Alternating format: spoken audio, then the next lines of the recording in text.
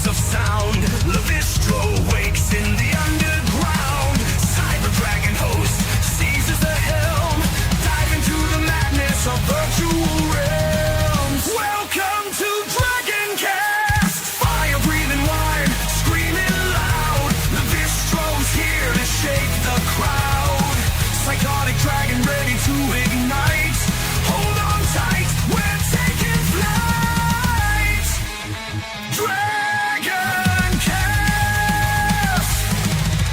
From gamergate to gamergate, woke crusaders spew their hate. Lies unfold before our ears. Podcast rage to calm our fears. Reclaim gaming in DragonCast. Fire breathing wide, screaming loud. Lavistro's here to shake the crowd. Psychotic dragon ready to ignite. Hold on tight, we're taking flight.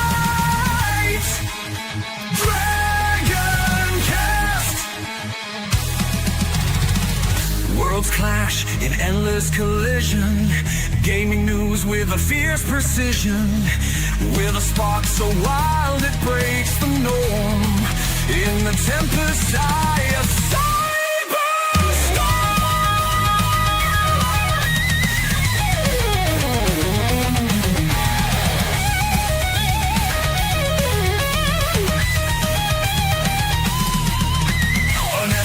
your analyst face the score. Truth burns with a psychotic roar. Corrupt suits sneer what they despise. DragonCast will open your eyes. Integrity found in DragonCast. Fire breathing metal, screaming loud. Lavistro's here to shake the crowd. Psychotic dragon ready to ignite. Hold on tight, we're taking flight. DragonCast.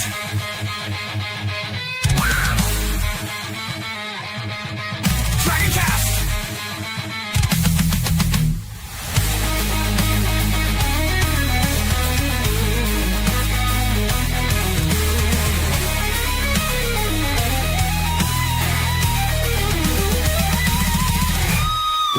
Of justice cut through the dark.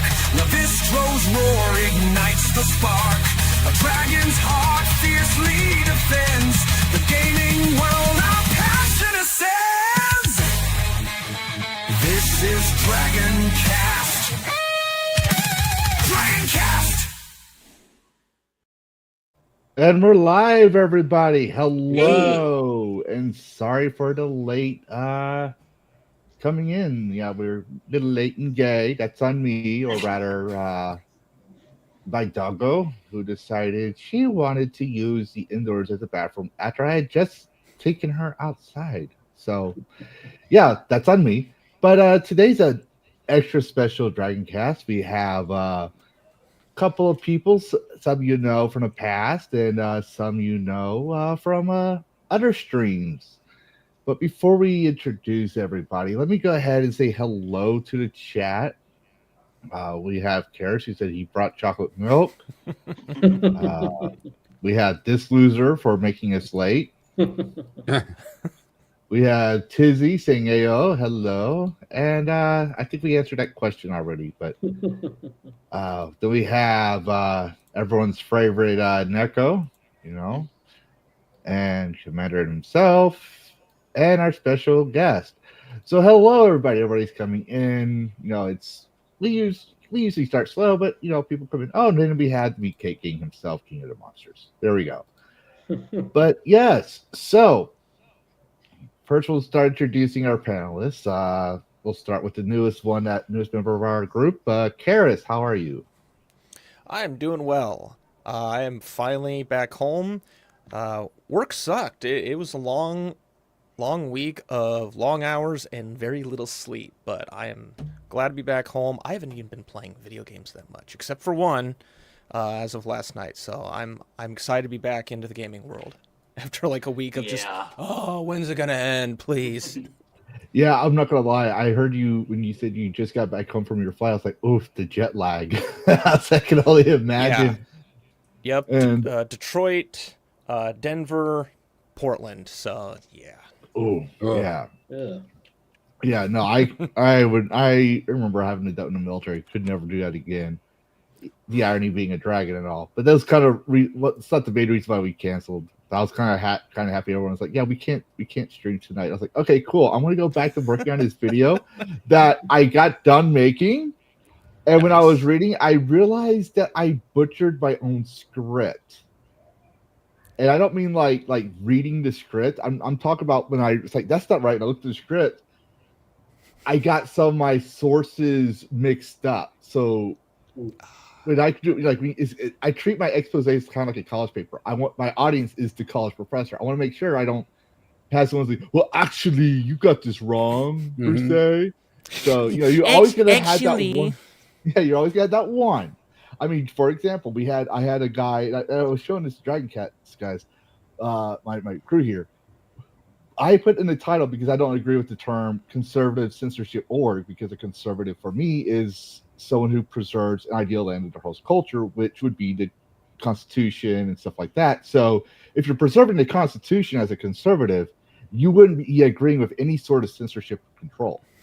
So I put Republican censorship org and had 2 guys go after me on it. And I was like, oh, wow, more haters. Yay! Yeah. That's why I hate Republicans, but nothing against those guys. Yeah, I was talking about it last night with a friend, on one of my shows, and I didn't shy away on who was calling for the censorship, and that's fine. Like everyone knows, I'm like center right, politically, and yeah, that goes into you because we do what we were running a little late. But yeah, Dash, how you doing? I've seen you've been running around, popular on the streams lately. Seen you a lot. Oh yeah. I did double streams yesterday. One with a friend, the other the big show that's really not actually my show. It's the Cartoon Gentleman show, but I'm like the proxy host. Yeah, special moving up in the world. Yeah. It's been. I did get a ton of subs yesterday, so it was nice. That's great. Awesome. Fantastic. And the Distinguished Cartoon Gentleman, his mentor was a badass back in the day. And for those who don't know, his name is a name that must never be spoken. He who must never be named. Commander N, hello. Everyone knows you from the Fazink crew as the intern, even though it's a joke that we all do. But how you doing, buddy? Pretty good. Happy to be here. Awesome. And then we have, I hope I'm saying this right. Okay, I have a brain injury, so I might the Puerto Rican Pistolero. There you go. You got it. Perfect. I had subbed to you after Commander N sent me your link, so that way, because I was trying to, when I invite people on, he keeps talking about you, shouting you up when he's honest with Fazink. But because I don't have a link, I don't pop it in, and being a single dad, it's not like I can just easily look things up, because the next morning I'm like, what was his name? So that's how it is, man. Pie, and I literally I do not remember, and then I'm like, well, at least you're trying to look it up. I've had big changes in the last couple of years, and I used to do the show with my ex-wife, but I kept the channel after everything that happened. So I had to change the name from what it used to be, Locked and Loaded Latinos, to Puerto Rican Pistolero, like my individual name. And so people are like, "You're still streaming?" I was like, I never stopped after that. It's just I had to change the channel name. So people were like, "Oh man, it's good to see you're still around. I thought you stopped." And I was like, "Damn it!" I was like, "That's a serious problem." I was like, "That's a problem." I was like, "I never stopped." That name actually does sound familiar. The what was you called again? We're the Locked and Loaded Latinos. Locked and Loaded. Yeah, I remember seeing that recommended on my feed, and I never bothered looking at it, subscribing, because I think when I saw it, I was still coming out of my political phase where I Mhm. was realizing politics is rather addictive, and I was starting to go mental. So I was like, I don't want to look at the gaming. Yeah, I play games. And then I found out actually watching people play games as well as playing games is a lot more fun. But yeah, so welcome, dude. How you been doing? And yeah, tell everyone about yourself. Or actually, the way I say it, my little friend thinks I know someone's gonna say you didn't say the thing. Who the fuck are you? Why the fuck are you here? And why should my viewers care? I don't. Well, I guess I'm here because of Commander, and Commander is my younger brother. So he was like, "Hey, you want to come on a podcast with my buddy? He's a veteran." I was like, "Hell yeah, of course I will." So what did I? Gosh, how did I start on YouTube? I was off of social media for years and years. I thought social media was the root of all evil, and then I mean, I won't get political, but I started in political podcasting. And pretty much always big on the Second Amendment. Republicans after the school massacre at Parkland basically turned on us and passed red flag laws and a bunch of other restrictions on guns, and we're like, this is the gunshine state, that's totally unacceptable. So I started getting into advocacy. My ex realized that IG was huge for guns for some reason. I was like, Instagram? I thought that was just like all like half naked chicks in like cars. And it's like, no, Facebook's thing? yeah. So apparently back in the day, it was like the gun community was huge there. So she was like, check this out. You know, maybe there's a lot of good Second Amendment advocates who can find out how to get politically involved. And did end up going to like 2 months later to a rally in Washington, D.C. in front of the Capitol. Not that rally in front of the Capitol, but it was like a year or two before that. But met a lot of awesome gun tubers, you know, like Hickok 45, Military Arms Channel. I eventually got to meet Coleon and those guys, and got involved with a lot of that. I actually did a lot of public speaking at gun events because we had a different approach. You know, it was like, you know, there's the stereotype of like, oh, gun owners are just a bunch of rednecks that live up in the mountains. I was like, no, we're just young people that are brown and we play video games too. It's like, that doesn't matter. So we kind of wanted to break the mold. And I hated using like the Latino name, but it was very effective, especially going against like the left, because they could never use the race card against you. It was very powerful. So did that for a while, and you know, obviously used the gaming as kind of a Trojan horse. Everybody would always see the studio and all the old consoles and all the awesome art and everything like that. And so it worked in both directions, where a lot of people that were traditionally like boomer conservatives started respecting like gaming culture more, because you know how it is. Anytime that something happens with guns or there's a shooting, you know, the left will blame guns and want to ban guns, and the right will be like, it's violent video games. It's like, that's all bullshit from both ends. So it was cool to kind of like flip all those narratives on their head and have a different perspective. So I always used the gaming as like a Trojan horse to talk about freedom and the Constitution and all that stuff. And now I do more of the gaming stuff just because, you know, obviously life happens, things changed.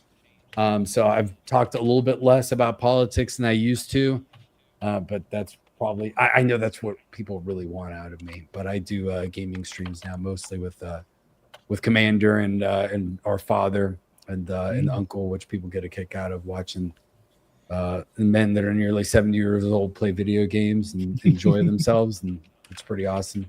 It just kind of shows back to family background that we had. My dad and my uncle are both ex-Navy, you know, veterans, and they're older guys, but they're the ones that got us into video games. Like my uncle was playing all the original Ataris. My dad bought Super Nintendo for us when we lived in Japan. Commander was actually born in Japan. Yep. We're Navy brats, and yeah, I got Super Nintendo as my first console. My dad and I would play Super Mario World all the time and see who could get the furthest. And then when N64 came out, we would get angry at each other playing Mario Kart 64, and it was a good time. So it's actually been really nice. Yeah, it's actually been really nice going full circle and now introducing my dad to like more modern games, and he plays like Insurgency Sandstorm and shit like that by himself. I'm like, whoa. I was like, that's hardcore, man. I was like, how'd you get into that? So, but it's pretty cool. So there you go. That's my long intro, but kind of a little bit about no worries. That was a great intro. I won't lie. We learned a lot in just a short amount of time. But I'll tell you this much. Did you know the fun fact? The first video game censorship, people like to point it was Republicans, the Satanic Panic, they put 1993. Did you know the first video game censorship was in 1970? Or the 1970s, I should say. Death Race, an arcade game. And it was because some female reporter, and I bet it's ironic because my expose is literally talking about, do video games cause violence? And if not, what do I think causes it? And I have psychological studies on it. That's why it's taking so long, because I already know I'm going to piss off a lot of people. I mean, I literally have a screenshot. I had to look on YouTube, just to give you an idea. I had to look on YouTube to make sure I could post this.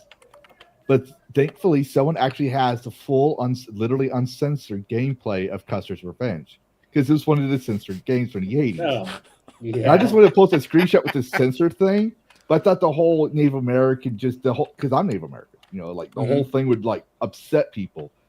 But no, I'm going to upset people on both sides of the political stream, because I'm going to be talking about politics, and I don't like talking about them because I've seen how it does, but it's one of those things you have to have a conversation. But it was a female reporter who got upset, started talking about how it was a murder simulator thing, encouraging teaching kids to run over things. And then the National Safety Council called for it to be banned.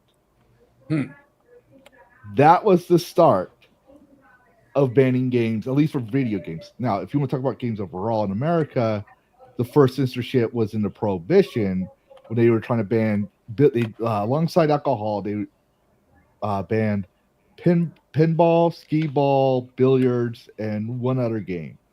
Oh, and slots. And you know why slots has the fruits and the bars on them? No, is it from that era? It's from that era. And what they did is to keep those slot machines, they would put candy in them, and kids would put a quarter in, and they'd pull the slots, right? And whatever it results in, that was the candy you'd get. And then at night, the mobs would turn that place into their racketeering casino. So you can't, like, they tried banning everything, and it's just I tell people, it's like, you can't ban stuff because people are just going to find ways around it. They just create a black market usually when you do that. So yeah, that's all you do. Exactly. Or even prawn. That started. That was yeah. We had nudity around, but it wasn't really an industry until the state started banning prostitution. Once they started banning prostitution, people just went and made media of it, art of it. So it's like, oh, well, it's First Amendment speech. I'm like, yeah, this is what happens when you ban that stuff. The best thing to do is just convince people without force that's probably not a good thing. And if they don't want to listen to you, just move on. It's like there's just so much in history that's like, what the fuck? But I digress. So, as everyone knows, on DragonCast, we try to interview our special guests, and sometimes they come back on. Like, for example, I interviewed Dash Attack back in way early in DragonCast. That used to be a solo show, and I got sick one day. Dash helped me out because I couldn't cover the news. I was way too sick to read things. And Dash had me on his show. We had a back and forth, like, dude, can you help me out? Interviewed him. He became a guest panelist. Another one is VetGamerBoceifus, who's dealing with some stuff. So I leave the spot open for him to come back in. That's why you always see his logo on. He was interviewed. Karrus was interviewed last week, I believe, and he became a panelist. But we try to interview different gamers, different content creators, because I personally find it interesting to hear about someone's gaming history, or getting their past, and what made them a gamer, what was their first game, all that kind of stuff, right? And it also, like, if you ever watch a content creator, right, you have you ever wondered like what's their story? Like why did they start? What got them into that passion? So that's what we started off with this interview, right? And then towards the end, we start pushing out some gaming news. I try to grab some random stuff that I find interesting. Sometimes my panelists bring something in, and we just try to, talk about games. If we end up nerding out and never covering the news, that's exactly what this is for, right? Like it has happened many times where, like even right now, where we're railroading a little bit. Mhm. But it's like the goal of DragonCast is to reclaim the gaming sphere, right? So that's what we're trying to do. We're trying to reclaim that they were you and I. We didn't care about our politics. We didn't care, like you're Puerto Rican and I'm a freaking Native American, and Cares is a white boy, and Dash Attack is I don't even care what Dash Attack is. I am pale. Thank you very much. I'm pretty white. Yeah, and Catholic. But see, we have different beliefs, and I fought to help me replace politics, because it was really addictive for me. I was discovered how it was like. It felt like a drug to me, and one thing I've learned throughout making this one expose is, it can be treated like a drug. It gives you dopamine highs and all this other stuff. Mhm. So I started practicing this study, a philosophy called Homo Ludens, people of play. So that's why I try to bring y'all in here and give people like, hey, here's some content creators. Let's hear about their story, hear about their thoughts in gaming, and just reclaim the gaming sphere for gamers. But that being said, how about either one of y'all can answer this one right off the bat. I'm going to let y'all both have a chance to answer it. And the chat will probably have some questions as well. But what was the first game y'all played? And was it the game that said, yeah, I'm a gamer now? I'll let Commander answer that, since I kind of partially did already my intro. Yeah, it was probably about the same as you, because our first console was the SNES. So I'm pretty sure more or less the first thing I played was probably Super Mario World. Yeah, my first console was an N64, and I played Mario 64, and I think that sold me on gaming as a hobby. It was like nothing I had ever seen. Definitely.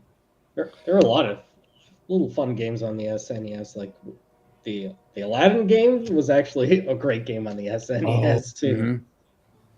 I play Aladdin, Turtles in Time. We had a Jurassic Park game that was actually pretty fun on the That was SNES. good.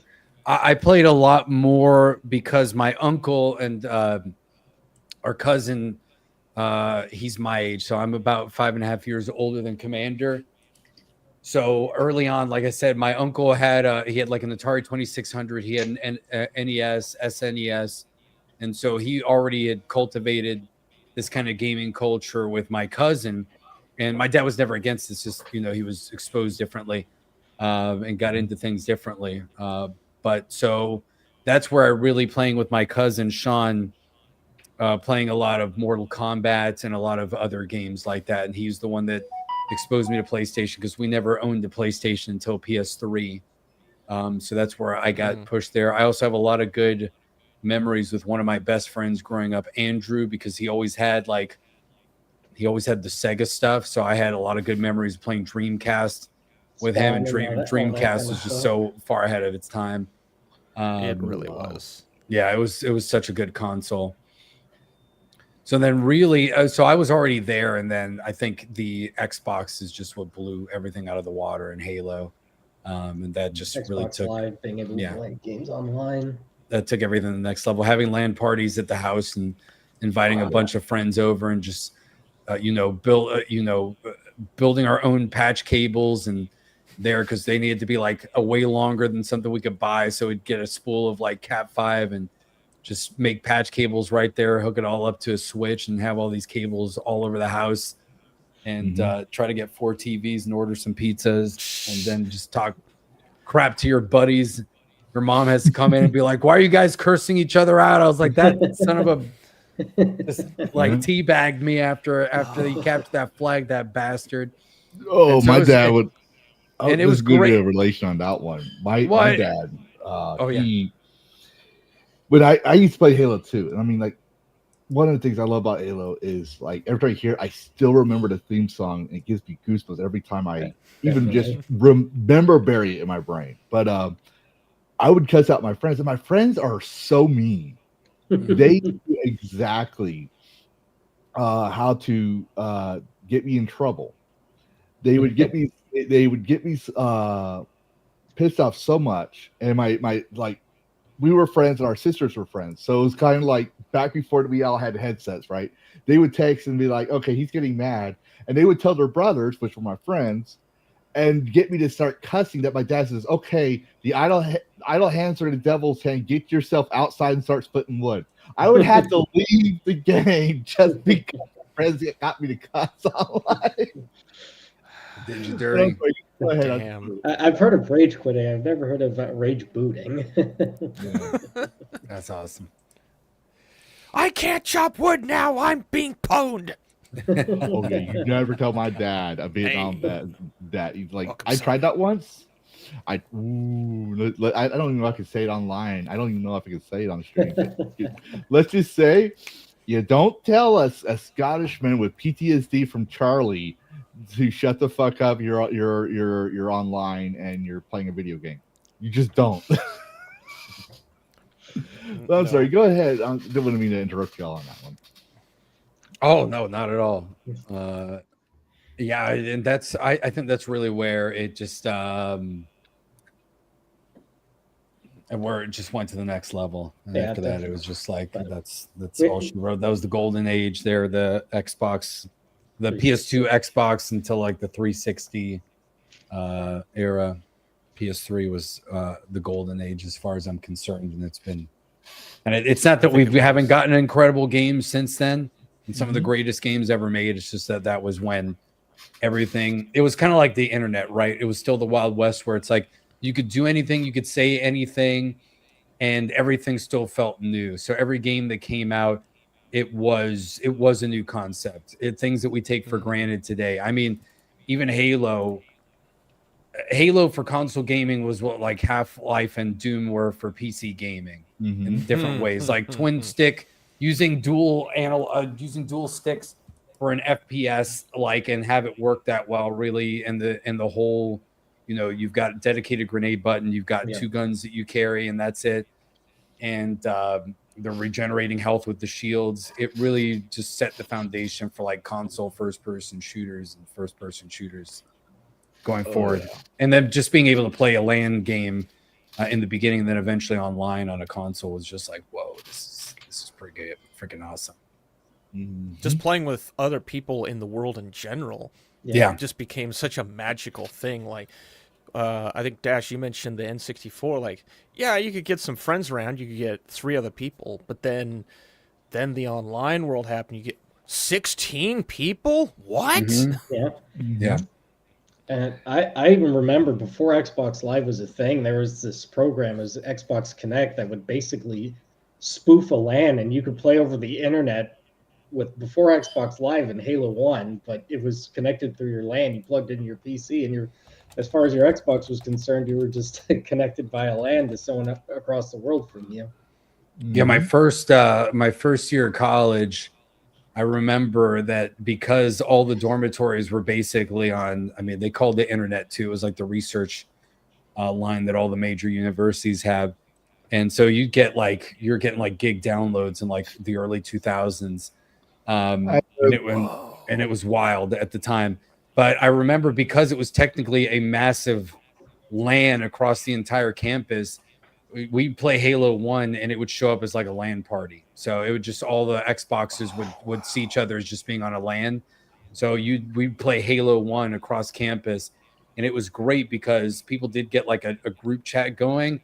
And I just remember moments of like, where are you, you bastard? What dorm building you're in? I'm going to come kick your ass. And it was just so much better because you would talk crap and hey, there was a chance that you would actually run into that person. So it was like, it's not like today where, oh my gosh, like, let alone that we're talking about like these people can't even handle Call of Duty lobbies. It was like, it wasn't even the lobbies back then, man. Like, there were real stakes. Like, you could get your ass kicked if you were talking too much garbage. because the dude will find you, or even your own friends in your own house. Like you'll get into like a brawl or talk garbage because you're playing a I LAN game. remember Yeah. Halo games, like even like especially in-person Halo games would get very competitive. Oh yeah, people will Yeah. start like standing up against each other, and like it's like, oh shit, like they're What are you gonna gonna throw do it down. about Like, it? yeah. So it like the stakes were different. That's why nowadays it's like, okay, we're not even talking about like chat rooms anymore, which to me the whole offensive like voice chat thing, that doesn't make sense to me, like why people get bothered by that, because I was like, you just mute people or just don't go on voice chat. Like I don't understand. Like to me, this never made sense of like complaining to people, even if they're saying like the most heinous things ever. I'd just be like, I just mute that dude. Or I was like, if I don't feel like talking garbage today, because it's just like, it's not my nature, I don't get offended, but I don't throw it down just because I'm like whatever, man.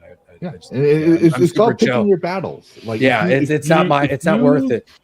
Yeah, if you go into a chat room and you hear all these people talking smack, and you think, "Oh, I'm going to talk smack. It seems like fun," and then all of a sudden you do, you better expect the blowback. Because if you don't, and you don't have thick skin, you're going to be destroyed. The whole purpose of why we do, like, this is how I see it. Probably because my friends did it to me, because of my Comanche temper. But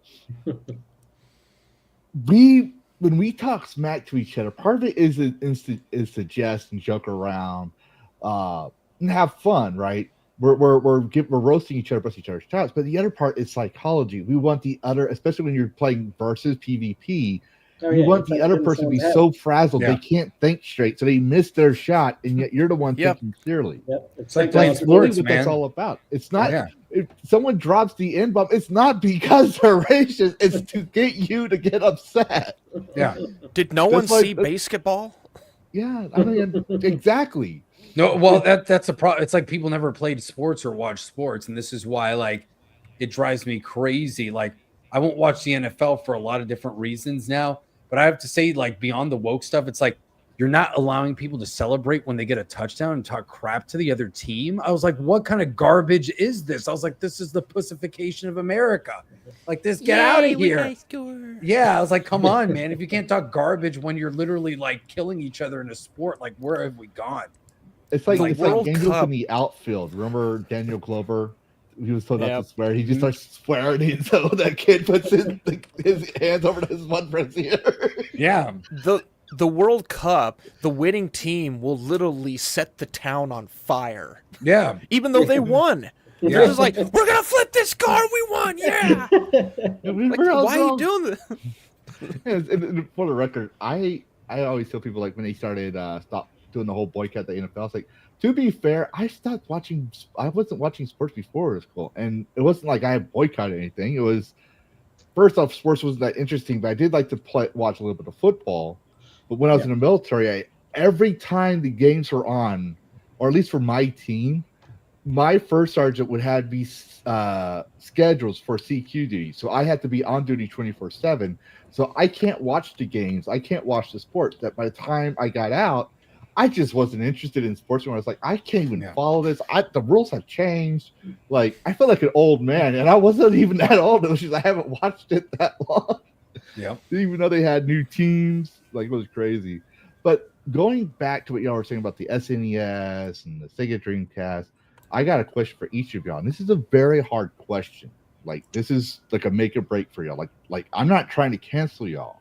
This is where you cancel yourselves. This is how serious this question is, okay?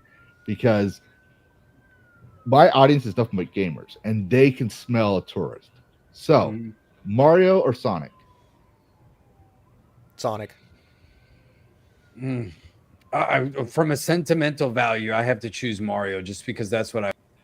And that was Puerto Rican Pistolero. Goodbye, everybody. Have a good night. I knew it was like that, but yeah, that's just how. See, I have to answer Sonic because he asked me this question before, and I did answer Sonic. So it would be me, like, I'd be going politician, like, well, I like to embrace Mario. It's like, no, I said Sonic before. I'm going to own it because those are the memories I have. Mm-hmm. Yeah. Well, no, that's the thing. That's about the same for us. I mean, that's what we grew up on. That's what we knew. And then I never owned a Sega console, unfortunately. It was always Nintendo's and then finally Xbox. I see with me, I And owned the Game Boy, and so I had Mario's my first game. I preferred Sonic, right? But I didn't get to play the only Sonic game I owned up until Sega shut down their consoles was Sonic for the Game Gear. And I played the shit. I loved Sonic. It I related played to Sonic. That's the first time I played Sonic was actually on my uncle's Game Gear. Yeah, and loved that game. I loved the cartoons. I loved the comics back when they were owned by Archie Comics. Like, all my friends would battle, like fight, literally have fist fights in the schoolyard over Sonic and Mario. And we lived in a country, right? So try to go figure that one out, where you're in a small farming village, and we're fighting over Sonic and Mario. Isolated from the world, like the land time forgot until the internet comes on.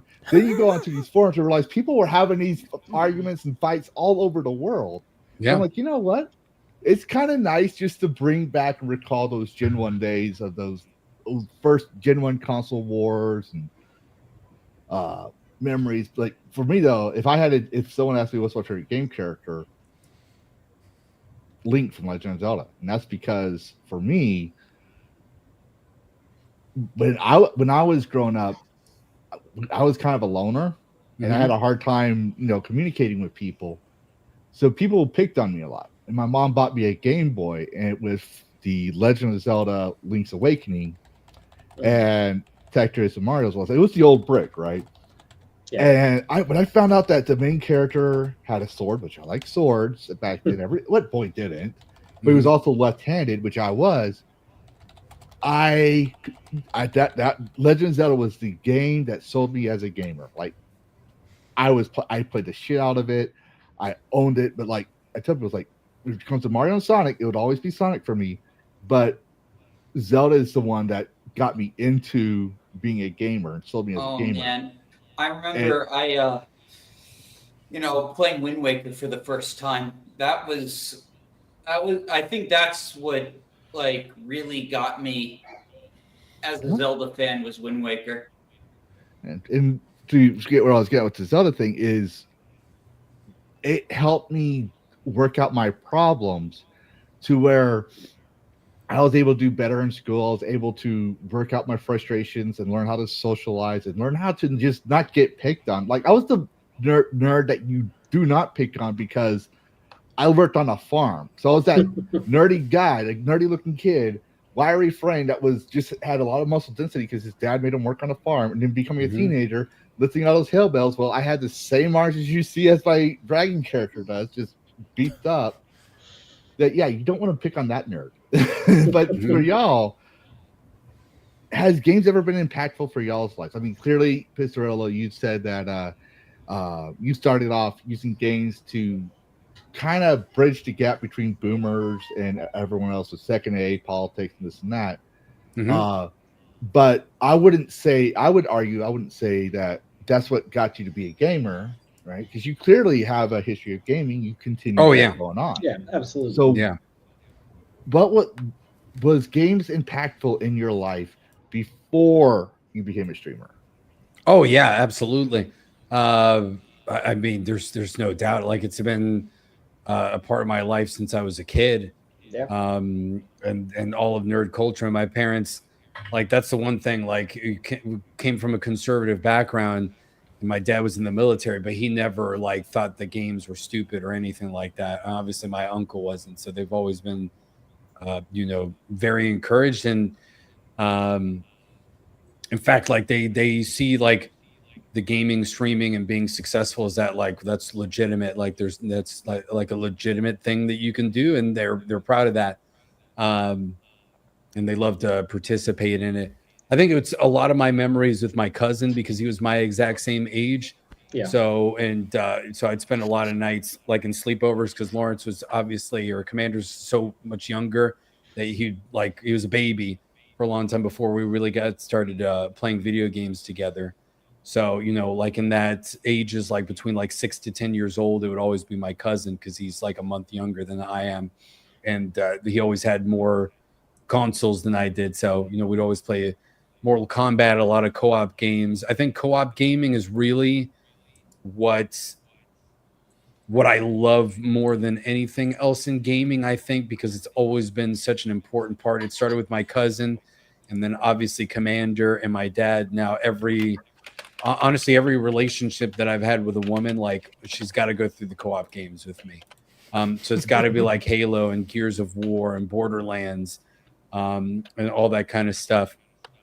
And so I think those are a lot of the memories that I have, is really doing a lot of co-op gaming in that generation of consoles. And that's really what changed things for me, because it started just, competing against my dad and trying to see like who could go further in Super Mario World without dying, or unlock all the bonus levels. Then obviously Mario Kart, it was trying to get all the shortcuts in N64 before we had the internet and anybody told you, or we had Summoning Salt and we saw these awesome speed runners. Those were cool moments when you figured stuff out, and it's like you had to like break out your own pencil and paper and like draw a map to figure out. Or if some character gave you like a clue in quest notes, you don't have like a log that you can look up. You're like, oh crap, I have to remember, like, what did that person say? And so you have to like write it down or make your own map and do those diagrams and figure things out and exploit it yourself. And that's a time that we're never going to have back, because the internet just by default. So you can make games like that, but you'll never be able to emulate that experience again, now that the internet exists, either because you'll be spoiled or somebody else has exploited the crap out of it, or you'll have like people that mod things anyway now. So it's not even the original game. So that's an experience that I think that I miss, but that like distills that kind of era of gaming. Like I said, everything was kind of new for like 20 years. It's like every year it would either be some sort of advancement or just a new way of playing games as technology advanced. Now I feel like we've kind of stagnated in many ways. But there's some stagnation, but there's always that there's always a new feature coming out, a new gameplay style. For example, mesh deformation. You can do that in games now, where you can actually like literally dig tunnels, like with the Shrouded is a good example. But or like Minecraft, people didn't think about procedurally generated lands the way Minecraft was made, and that was the whole thing is craft, survive, build Minecraft. Yeah, and now it's a whole genre. Yeah, I think movement is one of the things that I've liked most, and it's still something that I haven't seen more. I've been playing Dying Light the Beast like obsessively the last couple of weeks, and the movement there has completely spoiled me for every other first-person shooter that I've played since. Now they all suck, because you get the movement of Titanfall plus a few different elements like the grapple, like you've got in Halo Infinite, and being able to move like an actual human being, and meaning that when you crawl, if something is taller than you, you can crawl underneath that. Or if there is a skinny doorway, you can just turn sideways and fit yourself through it. I was like, every game needs to do this now, because I can't play games like this now, because even just being able to move like a human being through the environment is like game changing for me. And to me, that's so wait, like you turn your body and just shimmy through now? It'll just do it automatically. Like you'll see a board there and you're like, that window looks like I could fit through it, and just go through it. And it's like a window that's half boarded up, and you'll like dive through it and like crawl through it. And you can do like endless parkour moves and like chain things and wall run. Interesting. And it's not even like Titanfall super fake. I mean, as you level up, you get more abilities because your character's like mutated too. So you can do some superhuman things, but a lot of it is just like, this is how a parkourist would actually move in real life. So it's like the Mirror's Edge kind of movement system plus some video gaming stuff. And some things are just like, I'm a human being, I should be able to fit through that gap. Can I actually do it? And it's like, yeah, you can. It's like, oh, okay, cool. Like the way I see it that way is like we grew up with the 2D and then the 3D. We've had limitations growing up that we don't always think about certain things because the rules of the gaming world were already ingrained in us. That when we see something like it's all cool, but like for example, my son figured out something that I didn't think about. And he goes, well, I just wanted to see if I could go there, and I could go there. Just like what you're talking about with the window. Like, I should be able to fit through this window. when the common sense thing is, oh, there's a collision wall there. We're not gonna be able to fit. We're not gonna be able to go for that Yeah. if we wanted to. But that's the joy of being a gamer. I feel. Well, part of it is one thing I miss is being able to get a game and it's as is. It's as polished as the desk can get. There's no way you're gonna get a patch for an update, and it's bugged to shit. And you can, and if it's a good game, you. Oh, sorry, my cat's attacking my feet again. If it's a good game, you can take it. You can cheat the game. Like I've done that with Enshrouded. I've done that with Batman. I've actually done that with Dead Space 2 a couple of times. But I realized the necromorphs won't go for the doors. I'm like, remember, kids, if you're not using the mind, and if it's in the game, it's not cheating. It's playing as intended. Yeah, because that's the rules of the game. Yep. But yes, I stop it, cat. I actually gonna just go ahead and because I'm seeing the clock and I'm trying to keep this within an hour. Not the podcast, but the interview portion. But you did cover how you started streaming, and Commander. And I know you're a guest. You joined in like when Kyle Saber asked you to come in, and you joined us a couple of times when stuff like that. I know you don't make your own content, but you're more than allowed to because you're a guest streamer, you're a support streamer. Sure. Y'all two can go ahead and answer this one question. All right. What made y'all decide to be a streamer, or in this case, continue streaming as a gaming streamer? Was it you woke up one day, it's like I could be like Mr. Beast or Tim Pool and make millions of dollars, or was it I'm just an idiot who has an idea, who just wants to talk, who just wants to meet new people, and I'm going to do it by showcasing my mad skills, my mad pro gamer moves. Like, what was it made y'all decide to stream? The Commander can answer this first because I know mine's going to be a little bit longer. Yeah, and while I answer that, I will have the things on, but I gotta get this cat out of my thing, and my son wants me, so I'll be right back. I do apologize. No problem. I mean, honestly, what started me streaming was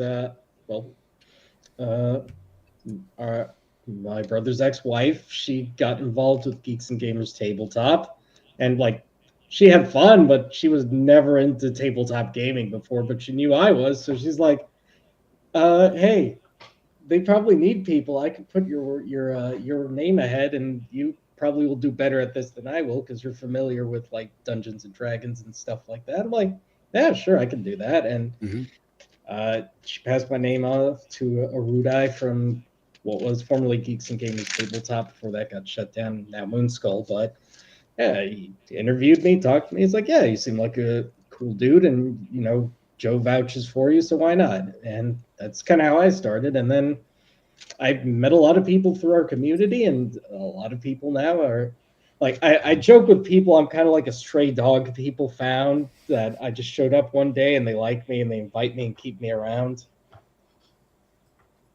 And that's pretty much how it's gone. And I've met some people, networked a bit, and I've had people from other channels just be like, "Hey, do you want to be a guest for like a one shot or this or that?" Or I stream with my brother now too. Very nice. I think that's how a lot of us kind of start, is we just we try and figure out who we are and what we want.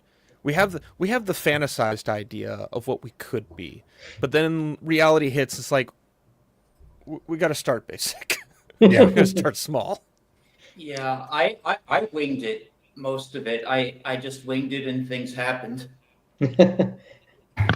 I think I figured out what the cat wanted. My son didn't feed her. That's usually what it is. Yep. Once I figured it out, I was like, "Son." So they have it talking about the important. I was I was really down, and I really wanted to like see if I would love to be a YouTuber. Like I'd love to just sit on a camera and talk about stuff and have people listen to my opinions, and or people watching me play a game. And so I gave it a try. I didn't know what direction the channel was going to go in. I knew I was going to be a VTuber to protect my identity, and it just happened. No, I always tell people I'm a VTuber just because I want to protect my son's identity. I mean, that's partially true because back in the day when I was into politics, I got out of the military. I needed something. Like when you're in the military for a very long time, it becomes your identity, especially since I was focused on seeing how high I can get promoted. I want to go. I got promoted to corporal and got stuck there. That's like the dead man zone because I was I got blown up in Iraq. I have all my pieces, thankfully, but I have a brain injury. So sometimes it's like that Family Guy skit where the golfer says, "Invest all your stock," and the golf ball hits on his head. He says, "Waffles, tasty waffles." That's why I was never able to get promoted very much because I was. And y'all might like. Commander Nerd probably can pick this up a couple times in our streams where I'll say something and it comes out as something else. But I got medically retired. I needed something to do because I was used to that responsibility. I mean, the end scene of Rambo, the movie where he says, I was entrusted with, taxpayer equipment and all this stuff. Now I can't even hold a job at a car wash or a factory. That hit home to me because that's where I am. I'm medically retired. I don't have a job. But I would get into politics because I wanted to do something. And it was something that, well, it felt like a job, just like when I used to volunteer for the VFW and the DAV, all that stuff. But long story short, I said something, and if you watch my streams, the snarky I am on streams isn't just because I'm Lavistro the Dragon. It's just my personality. I'm got PTSD, I got dark humor, I'm snarky as shit. Said something to someone that was mentally unhinged. This is how I started realizing people were getting mentally unhinged. He found out where I lived, and instead of coming to my door, he follows me to take my son to daycare when he was a baby, took a picture of it and said, "That's a nice son you have there. Maybe you should focus on your family." And I told my wife, my ex-wife now, but my wife at the time, I was like, "I'm going to Minecraft him. I'm going to Minecraft. If we don't leave here, I'm going to Minecraft him." I was like, I'm going to be wearing orange. Like you don't mess with my son. So I told people, I was like, I'm a VTuber for that. But in reality, I'm a VTuber because if I'm going to be streaming something and I get to have a virtual identity as Lavistro and it's not my real name, and I'm coming on here and even though I'm being transparent and genuine for everyone, and I'm not sharing my name, I'm going to be whatever the fuck I want to be. Yeah, I'm exactly. That's one of the great things about VTubing is like, yeah, you get to create like, a brand, you get to stand out, you get to like, kind of like be like look at me, like I made my guy all muscular and like. I know, I've got to work on my pecs, damn it. Stop making me feel inferior. The voice of Lavistro has me, I wish I had pecs like this. I wish I had pecs in general. It's just non-existent. It's a good thing the cameras. I'm about a little thinner than Commander Aaron, but Commander Aaron has a similar body type that I am, based on his upper size. I'm like, yeah, I'm skinny. Like people say, oh, he's really like. If you see him from the back, you're like, oh, he's really strong, this and that. But when I turn around, I was like, what the fuck? And you just see this dad bod belly right around there. You got muscular legs, you got muscular arms. I do try to work out, but because I'm injured, I can't do core very well. So my core is just a dad bod. Looks like I have a beer gut or something. Core's the worst. It's the hardest thing to work out. You can do legs, arms, and it's just core just says no. Keep trying. Oh, man, you guys are reminding me just how much I need to start working out again. Yeah, you should. P90X is how I did it with core, and it's easy to overdo it, but once you get in the cycle, it's awesome because you don't need any machines or weights. You just need a floor mat, and you can do a lot. I used to do free rates. I can't even do that with my TBI because if I lose my balance, I'm done. Like that's another reason why I don't like. I used to get into bar fights. I mean, Comanche 10 for sure, but me and my friends would get drunk and we'd like to have bar fights. Like we took the Fight Club thing and just made it our thing. We'd come into formation and we'd have bruises all over our face or some shit. But nowadays, if I try to do karate or freestyle fighting, whatever, one hit to the head, I'm down. Like that's the seriousness of my brain injury. But I always tell people, it's like, yeah, try, like games are my life, but doesn't mean just because I'm Lavistro Dragon doesn't mean it's my whole identity. It's my channel. Like off stream, I'm running around trying to raise a kid who's just as stubborn as his dad, but smart because his mom's Korean, and I'm a full-time parent, right? And then I go out and I try to work out. I like, just because I'm Native American doesn't mean I'm gonna live forever. I still gotta live healthy. I still gotta take care of things. It's true. But yeah, I'm gonna ask y'all 2 questions. Now, Dash and Chris answered this in the past when we had a special multi-panel stream where we didn't interview people. We just had a bunch of people on talk about. Right. But has games ever radicalized you, and have you met your radicalization quota? Meaning, have you done anything? I don't know how to say it without the YouTube thing. Let's just put it that way. But have you done anything to be put on the newspapers because you were? Are you training for your next horrific event? Well, my problem is that there's plenty of photos with me with a crap ton of guns and doing tactical training, because that was like my entire thing for a long time. Like I said, I didn't get to answer the question before of how I actually started getting to streaming. It was more like kind of how I ended up back on social. No. I didn't really go into like how we started it. It's just kind of like we did it.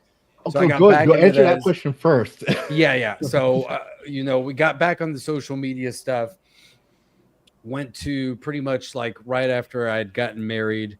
We got invited to, we went to that Second Amendment rally, met a lot of awesome, gun tubers and social media gun people or content creators, that entire space. And one of them, this gentleman named Argo J, Love J, God bless you, man. He's an awesome guy. He was doing a documentary, kind of like trying to do the same thing. He's black, so he was like trying to break the stereotypes of black gun ownership and all this stuff. Kind of the same thing. That's like everybody assumes that if you're a gun owner, you're just like some white redneck or something. So he wanted to break through that. So he's like, "Hey, I'm going to SHOT Show, gonna film like a documentary. I'd love it if you guys came with us because I need somebody to help with like cameras and all this stuff. And it seems like you're pretty savvy." I was like, "Look, SHOT Show is the greatest thing, and you can't just go to SHOT Show as like a normal civvy. You've got to be in the gun industry or part of media, hunting or shooting media." So that was a huge opportunity. I always wanted to do that. Got to go, met even more people there, and then started getting randomly invited to podcasts like this just in the gun space. And it was a gentleman named Hank Strange, another one of my mentors who I owe a lot to. You can go ahead and follow him. He's one of the OG gun tubers. Like he started out even like before Coleon and those guys. And one day he and his wife, because my ex and I had both been guests on their show multiple times. I remember after one show, it's like, "Look, I think you and your significant other are really good at this. And you've got like a totally different flair. Like you guys don't look, and you're a lot younger than everybody else that does this kind of stuff. You should start your own podcast." And that's pretty much where it went from there, and did the Locked and Loaded Latinos thing. And then I remember one day, I will say this. I'm typically not cocky about stuff, but when we started doing this and I started going on a lot of other streams, I was like, I'm pretty good at this, and I think I'm better than a lot of other people that I've seen. Like I'm not even gonna lie, and it was like, especially together, I think that this is like something that nobody really does, like a couple that does this kind of stuff. So I remember one day, of all things, this is probably a story that's never been told publicly. I was watching. I had the opportunity to meet Eric July. This was really? Random too. Yes. This is kind of random too. His one of his assistant, Caro Brown, she pops into chats all the time. I'm sure a lot of you guys have seen her in different streams. She's great. She's a writer. She and her husband are super cool. I think he's a veteran too, so he's a cool guy. But anyway, she randomly like started watching our old stream, like back when I had like 200 or 300 subs, and she was like, "Hey." I mentioned like something about libertarianism, and I mentioned Eric July because I've been watching him for a long time. And she like DM'd me, and she's like, "So I work for Eric. Would you like to be on his podcast?" I was like, "What?" I was like, "We got like less than 300 subs here." I was like, "This is crazy." She's like, "I think you and Joe are pretty awesome. Like you guys would be great." So we did, and it was when he used to do a lot more interviews, like for Canon's sake, when he did it a lot more regularly before the Ripperverse really took off, and now he's like full-time CEO and doing a bunch of other stuff, and he's really exploded after COVID and especially January 6th. But the interview, he's like, I do like 30-minute interviews, and then like that's the segment, and I was like, cool. We ended up talking to him for an hour and a half. Even he was, I think, surprised by like how well we hit it off. And then unfortunately January 6th happened like 2 days after that, so everything that we talked about was irrelevant and totally blown up, and the entire like cycle of the world changed. I know that Eric stopped taking guests for a while after that, just because the political stuff just really exploded. So, but I was like, man, that was a really awesome opportunity. It was kind of a lost opportunity, but hey, that was great. We're on Eric's radar. I remember I completely I abandoned Twitter for a while until I decided to become a content creator. I didn't even return just because I didn't want to. I wanted to escape like the political stuff, the backlash. After. Yeah. And I think I did really good because while like there was still like hysteria, I think most of it had like calmed down by like the year or so after. Yeah. So that was like an unfortunate circumstance, but I was like, well, it's cool. And then I kept watching Rippo when he would do stuff like he'd play Mario Kart with like Geeks and Gamers. Oh and yeah, I never left YouTube though. I was always watching YouTube, like, I mean, like, that's really like, I learned a lot just from watching other people do this. And like, you learn from other creators. Like, I've watched Yellow Flash, I watched Midnight's Edge, I've watched Geeks and Gamers. Like, so all that stuff, like, I was able to like utilize and put it into my own thing. There you go. Yeah, and that's how you start. And then after that, I had the opportunity to meet Rip at another event that was like, it was like a Second Amendment, kind of libertarian freedom event that was in Miami, where I lived for most of my adult life. And, we got invited to be one of the official podcasts at this event. It was called the Solutionary Summit. It was run by a gentleman called Maj Toure. He's another gun rights activist. He's in Philadelphia. He's also run as like a libertarian there before. And a lot of people were there, like Larry Sharp, he's libertarian. The Mises Caucus was there. Lawrence Jones, who's now like in Fox and Friends, was going to be one of the speakers there. I got to speak with interview, what was her name? She's a Republican politician that runs in Maryland. No, we interviewed Anna Paulina at SHOT Show, actually. Anna Paulina Luna was like the first interview that we ever had. Now she's like a superstar. I remembered her. She's like a superstar in Congress now. She's super based on the Republican side. She's out of Tampa, District 13, I think, in Florida. So before she became a politician, she was begging to get like some PR coverage, and she was running. And we let her into the media room because we had media credentials at SHOT Show. And it was crazy. Like, she's like, do you guys want to interview me? And we're like, we don't even know who you are. And then we did. My ex interviewed her, and she's now like the superstar on the right. And it's like, oh, well, look at that. Humble beginnings. Like, got to do that. That was pretty cool. Anyway, got to see Eric again. He had actually just gotten married, and he was honeymooning with his wife, and he was one of the guests there. I tapped him on the shoulder, and he's like, Rolo, you're here? I was like, yeah, like, we're doing our podcast right here. He's like, you want to flip the script, and this time you'll be on our show, and we can do it like in person. He's like, give me like 30 minutes and we'll do it. And so Eric sat down with us in person for like an hour and had a great time with him. And then I just remember randomly one night I was watching Tuesday night's main event, and I turned to my wife and I was like, in a year, I'm going to be a panelist on that show. And that's exactly what happened.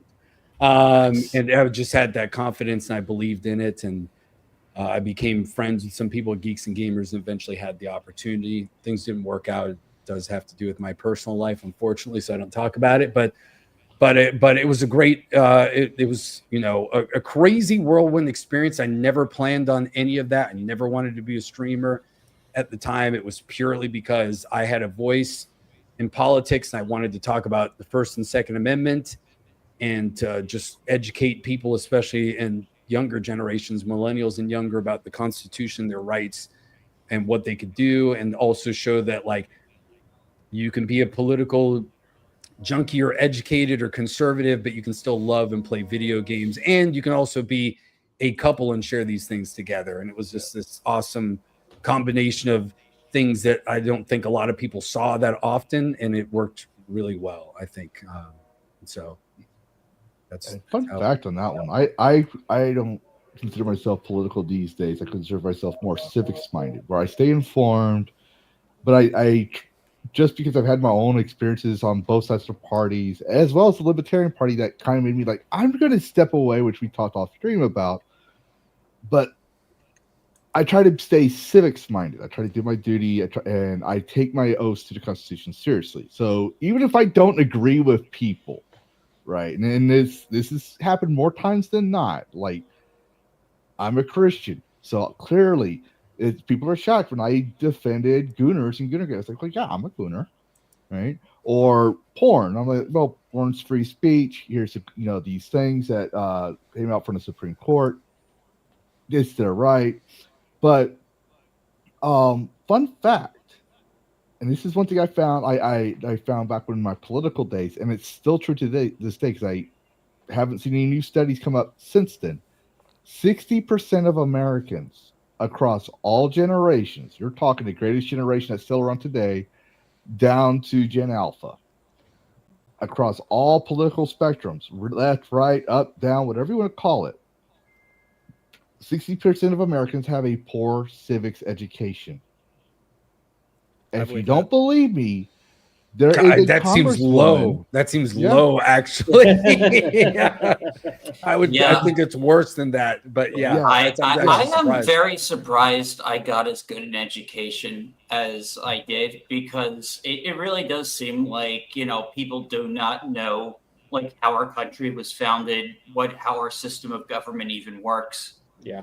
People think that a lot of the French inspired the founding fathers, but if you read the Federalist Papers, if you read George, like, people have not even read George Washington's farewell address. I had a buddy who's a veteran with me, right? One of the most important things you can ever read, by the way. The George Washington's farewell address is political parties and everything.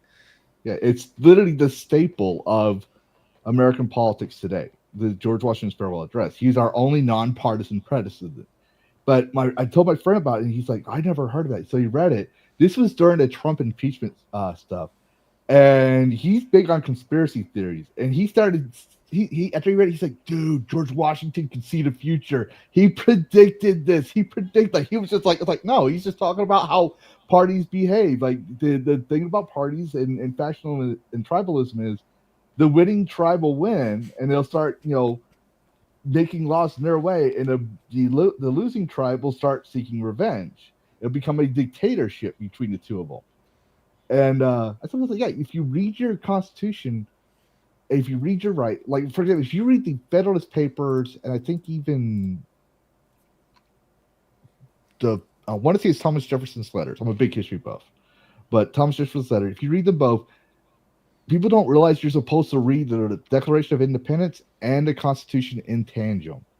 This is why we don't no longer have the Articles of Confederation, because they didn't think about that when they wrote the Articles of Confederation. So the Constitution was written with the Declaration of Independence in mind, because they're like, okay, we need a little stronger government to be able to do things. This is why we had the later federal system. But a lot of people don't know this, and you'd be surprised that my granddad didn't even know. It's like, Papa, you got all these books on the Constitution, and like, God bless him, he passed this year, but I was like, you got all this stuff. You're a big. He was a Korean War vet, but he wanted to understand like, he was a kid during World War II, so he wanted to understand what happened, all this stuff. He had studied the Funny Mustache Man. He had studied Stalin. You would think that this guy who has a mentality of, I want to know my enemy, who most of his friends are Democrats, not because originally it was you're my friend, it was to keep my enemies close. And my granddad was messed up. This is the Comanche mindset. So, and he was he never called himself a conservative. I'm a Republican. Like, he he's the one that taught me the difference between a conservative and a Republican. He says, "Oh, you're more conservative because you want to preserve everyone's rights regardless, and I'm here wanting to preserve certain rights." And but at least he was honest about it. But yeah, a lot of people don't know their constitution, or not their civic history, and that creates a lot of factionalism. And yes, I see the super chats, but for everyone who knows, we'll do the super chats towards the end of the series because we are a small, humble channel who just recently got monetized. So we will have a section for that. But yeah, so I think it's awesome that like full disclosure, I started off not liking Eric July. Because I always felt like he was grifting. He was using geeks and gaming as a platform because he started off on Facebook and Fox, and he was even been interviewed on Fox back in 2015. I think it was when because he started off. Fox and Friends had him on because he was the black guy that didn't like Obama, and then he started going on Facebook and talking about anarchy and anarcho-capitalism and all that stuff. So I didn't like him too much because like, yeah, that's a little like some of the stuff I thought was extreme. But then, as time went on, I was like, okay, he's a geek, but he's a very politically minded geek. Like I eventually had respect for him. I bought some of his comics in the Rippaverse. Not my thing. Like his comics aren't my speed, but they're still pretty good. But yeah, it's I hope one day to have him on. He's legitimately an awesome guy. He really is. He and his wife are really awesome. He's very humble, down to earth. I can say that about most of the people that I've met. I would say that most people, everybody's just pretty normal, right? I think one of the things I've learned, and I would tell this to anybody, is thanks, Kyo Saber. Good to see you. Everybody's just a normal human being. I've met famous people. I've met politicians through what I've done. Kind of like what I say is like in a very short time I get to experience almost like the rise and fall that a YouTuber feels in like a 3-year span, and it was really amazing in a lot of ways. And the one thing that I got is never fanboy with anybody because a lot of people will disappoint you. So some people are totally fake. They are. Yeah. Eric July is not one of those people. I've met pretty much most everybody that I've met is really not fake in this space because they're pretty honest. I think if you assume that somebody is an asshole, some of them are actually really nice. Some of them that you think are assholes are actually much worse assholes than you could ever imagine. I won't go name names, but I think some of them are pretty obvious. Like, is that person really? Yes, they really are that much of an asshole, and they are a piece of shit.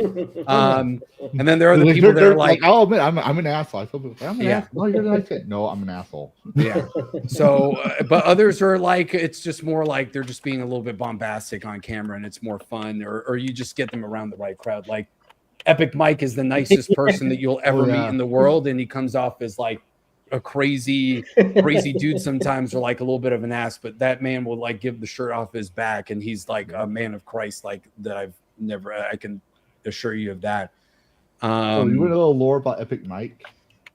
Oh yeah, drop it, man. Let's see if I know. All right, have you ever heard of a YouTuber named Hypnotic? He's a PNG YouTuber. Of course, Hypnotic drops in my channel. That's my Puerto Rican brother from another mother. I'm one of his mods, by the way. Yeah, but you ever notice he has tiers for his channel? Like, you know, reach a certain amount, you'll hit tier 1, tier 2, right? Mm-hmm. Yeah. Do you know what tier 2 is? No, I don't. The cat ears. He puts cat ears on. Okay. All right. Like back in the day, he was live action Hypnotic. It was tier 1. Tier 2 was he put cat ears on.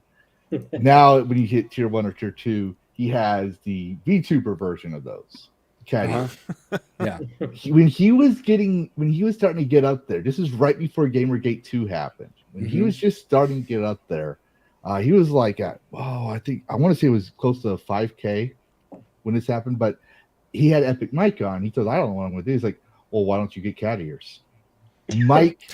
Epic Mike is the one that started the hypniatic, as we call it, or Yeah. used to Oh, call there it. you go. Yeah. And when he got it, I literally had just sold all my Disney stock, so I literally just kept shoving money in there because I wanted to put the cat here. Like, I must bring. He's like, what the fuck? It's like, you made me a mod. I didn't want to be a mod. I just said, yeah, sure, why not? Forgetting the fact that text that it does not portray the sarcasm, I'm still a mod. So the difference between me and Hypnotic is I'll tease him or I'll say something funny. I'm one of his biggest ardent supporters. I helped his Discord, and I'm not as prominent on there as I used to be because I became a streamer shortly after. But I would always try to break his brain, and people nowadays they don't know the lore of what happened beyond it. If I says, oh no, it's even worse. It's not hit. This is one of those lores that was not Hypnotic's own idea. This was someone else suggesting it, and he did it as I'll just try because I had nothing better in my mind. Like Epic Mike started the Hypniatic. That's awesome. But yeah, I think we covered everything. I'm just checking my notes here because I write everything down, all the questions I want to ask. Some of them are culture war. Yeah, culture. No, that's right. Console war. See, there goes my brain doing mixing.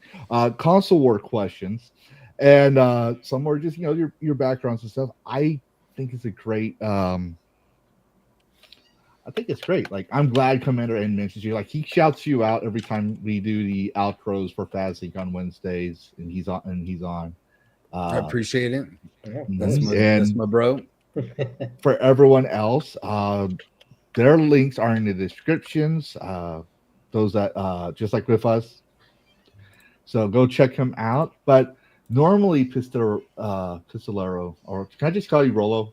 Yeah, you can call me Rolo. That's what everyone calls me. Yeah, I don't want to butcher the name, and I've had people actually get mad at me. I'm like, what? I don't even know. I don't quite remember when Rolo got started either, because I mean my full name's Rolando, but and I never thought it was that hard. I'm just like, it's just Orlando with the R and the O flipped. And no, I'm just looking at their username on here. Oh yeah.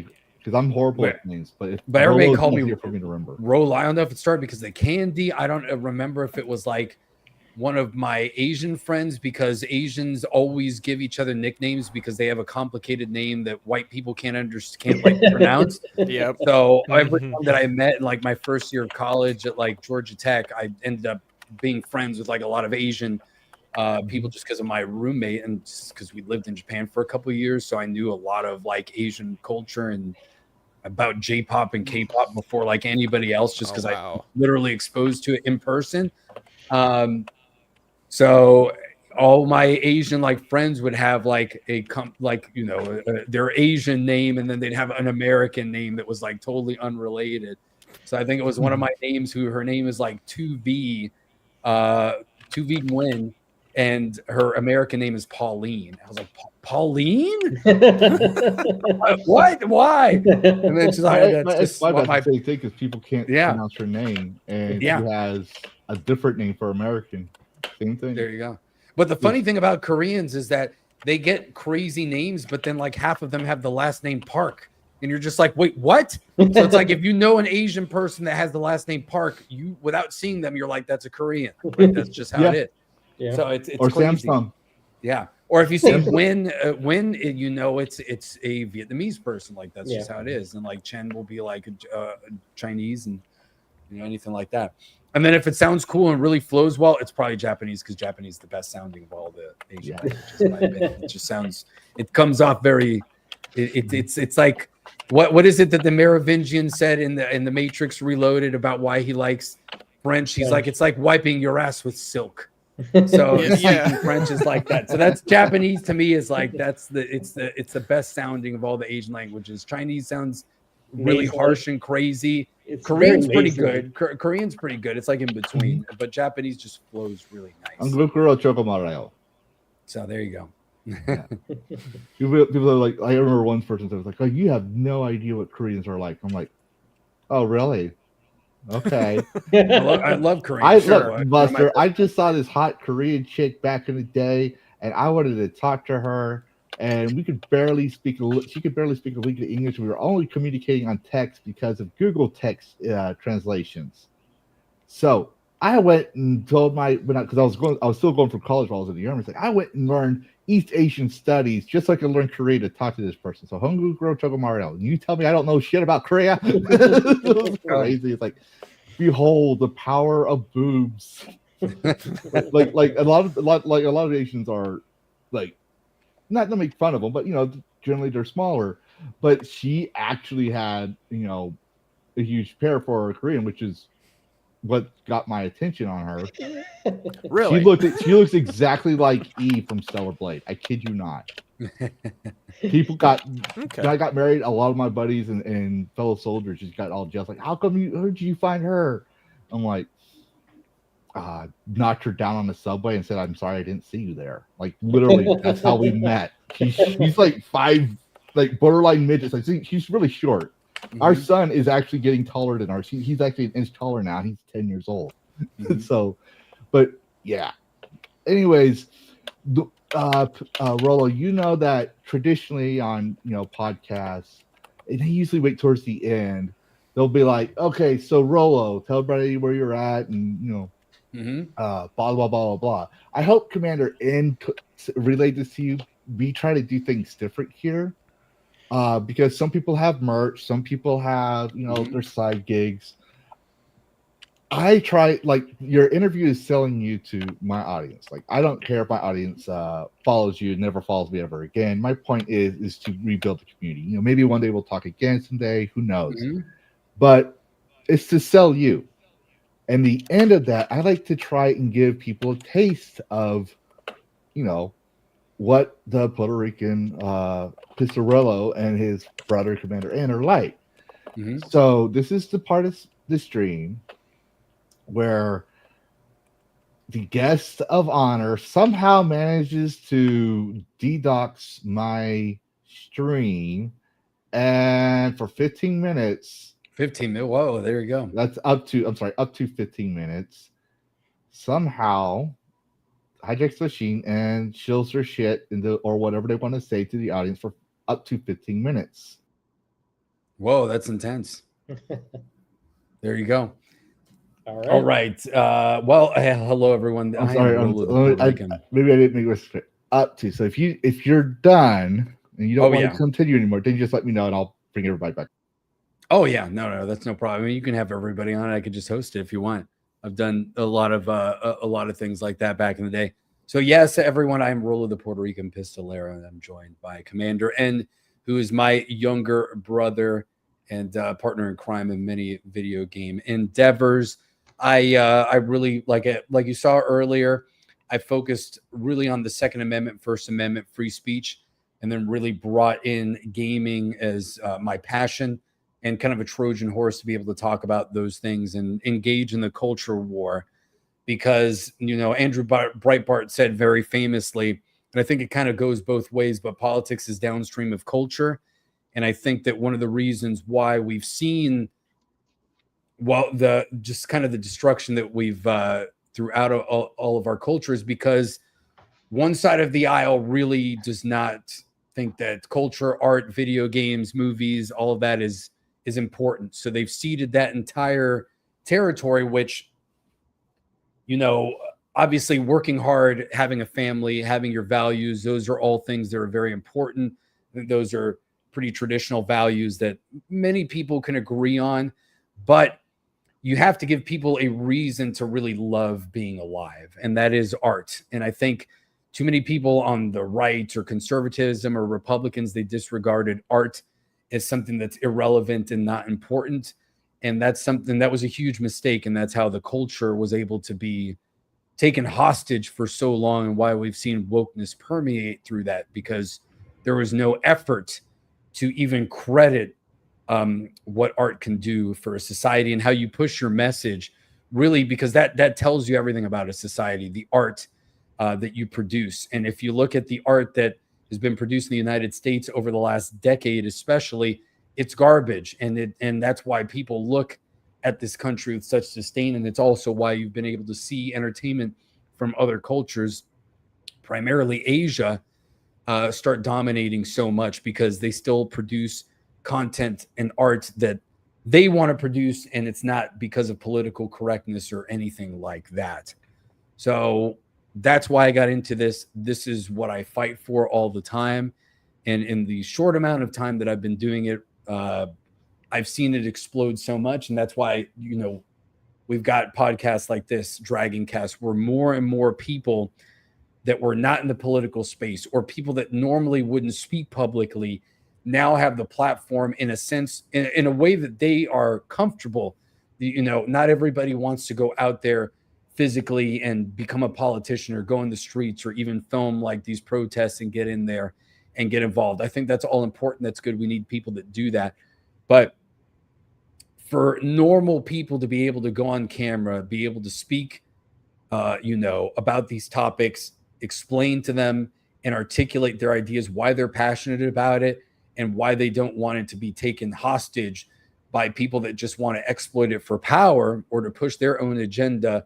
I think that's very powerful, and it's a force multiplier that we've never had in history, where the peons, so to speak, can, you know, let their voices be heard and eventually break through to the point where we can become the leaders, we can become the people that influence culture, and we can start creating culture in a lot of ways too, because I think this also empowers creators that either were ostracized, pushed away from a lot of these industries because they didn't have the right political viewpoints. Now you're starting to see, because of the internet, because of social media, because of platforms like this and technologies, that you have small creators able to produce new movies, new comics, like Eric July, produce new music, and see that expansion. And I think people are also just becoming better at, you know, creating art on the right, so to speak. You know, like we always said, the left can't meme. It was like the right couldn't create art for a long time. And I think those stereotypes are starting to go. And honestly, even the political ideologies are starting to shift in a lot of ways, because I think the more libertine mentality, because that's another word that was stolen by the left, right? Liberal really meant like freedom-minded, freedom-oriented people and everything like that. So I think that libertine mentality is from both sides of the aisle is permeating a lot more.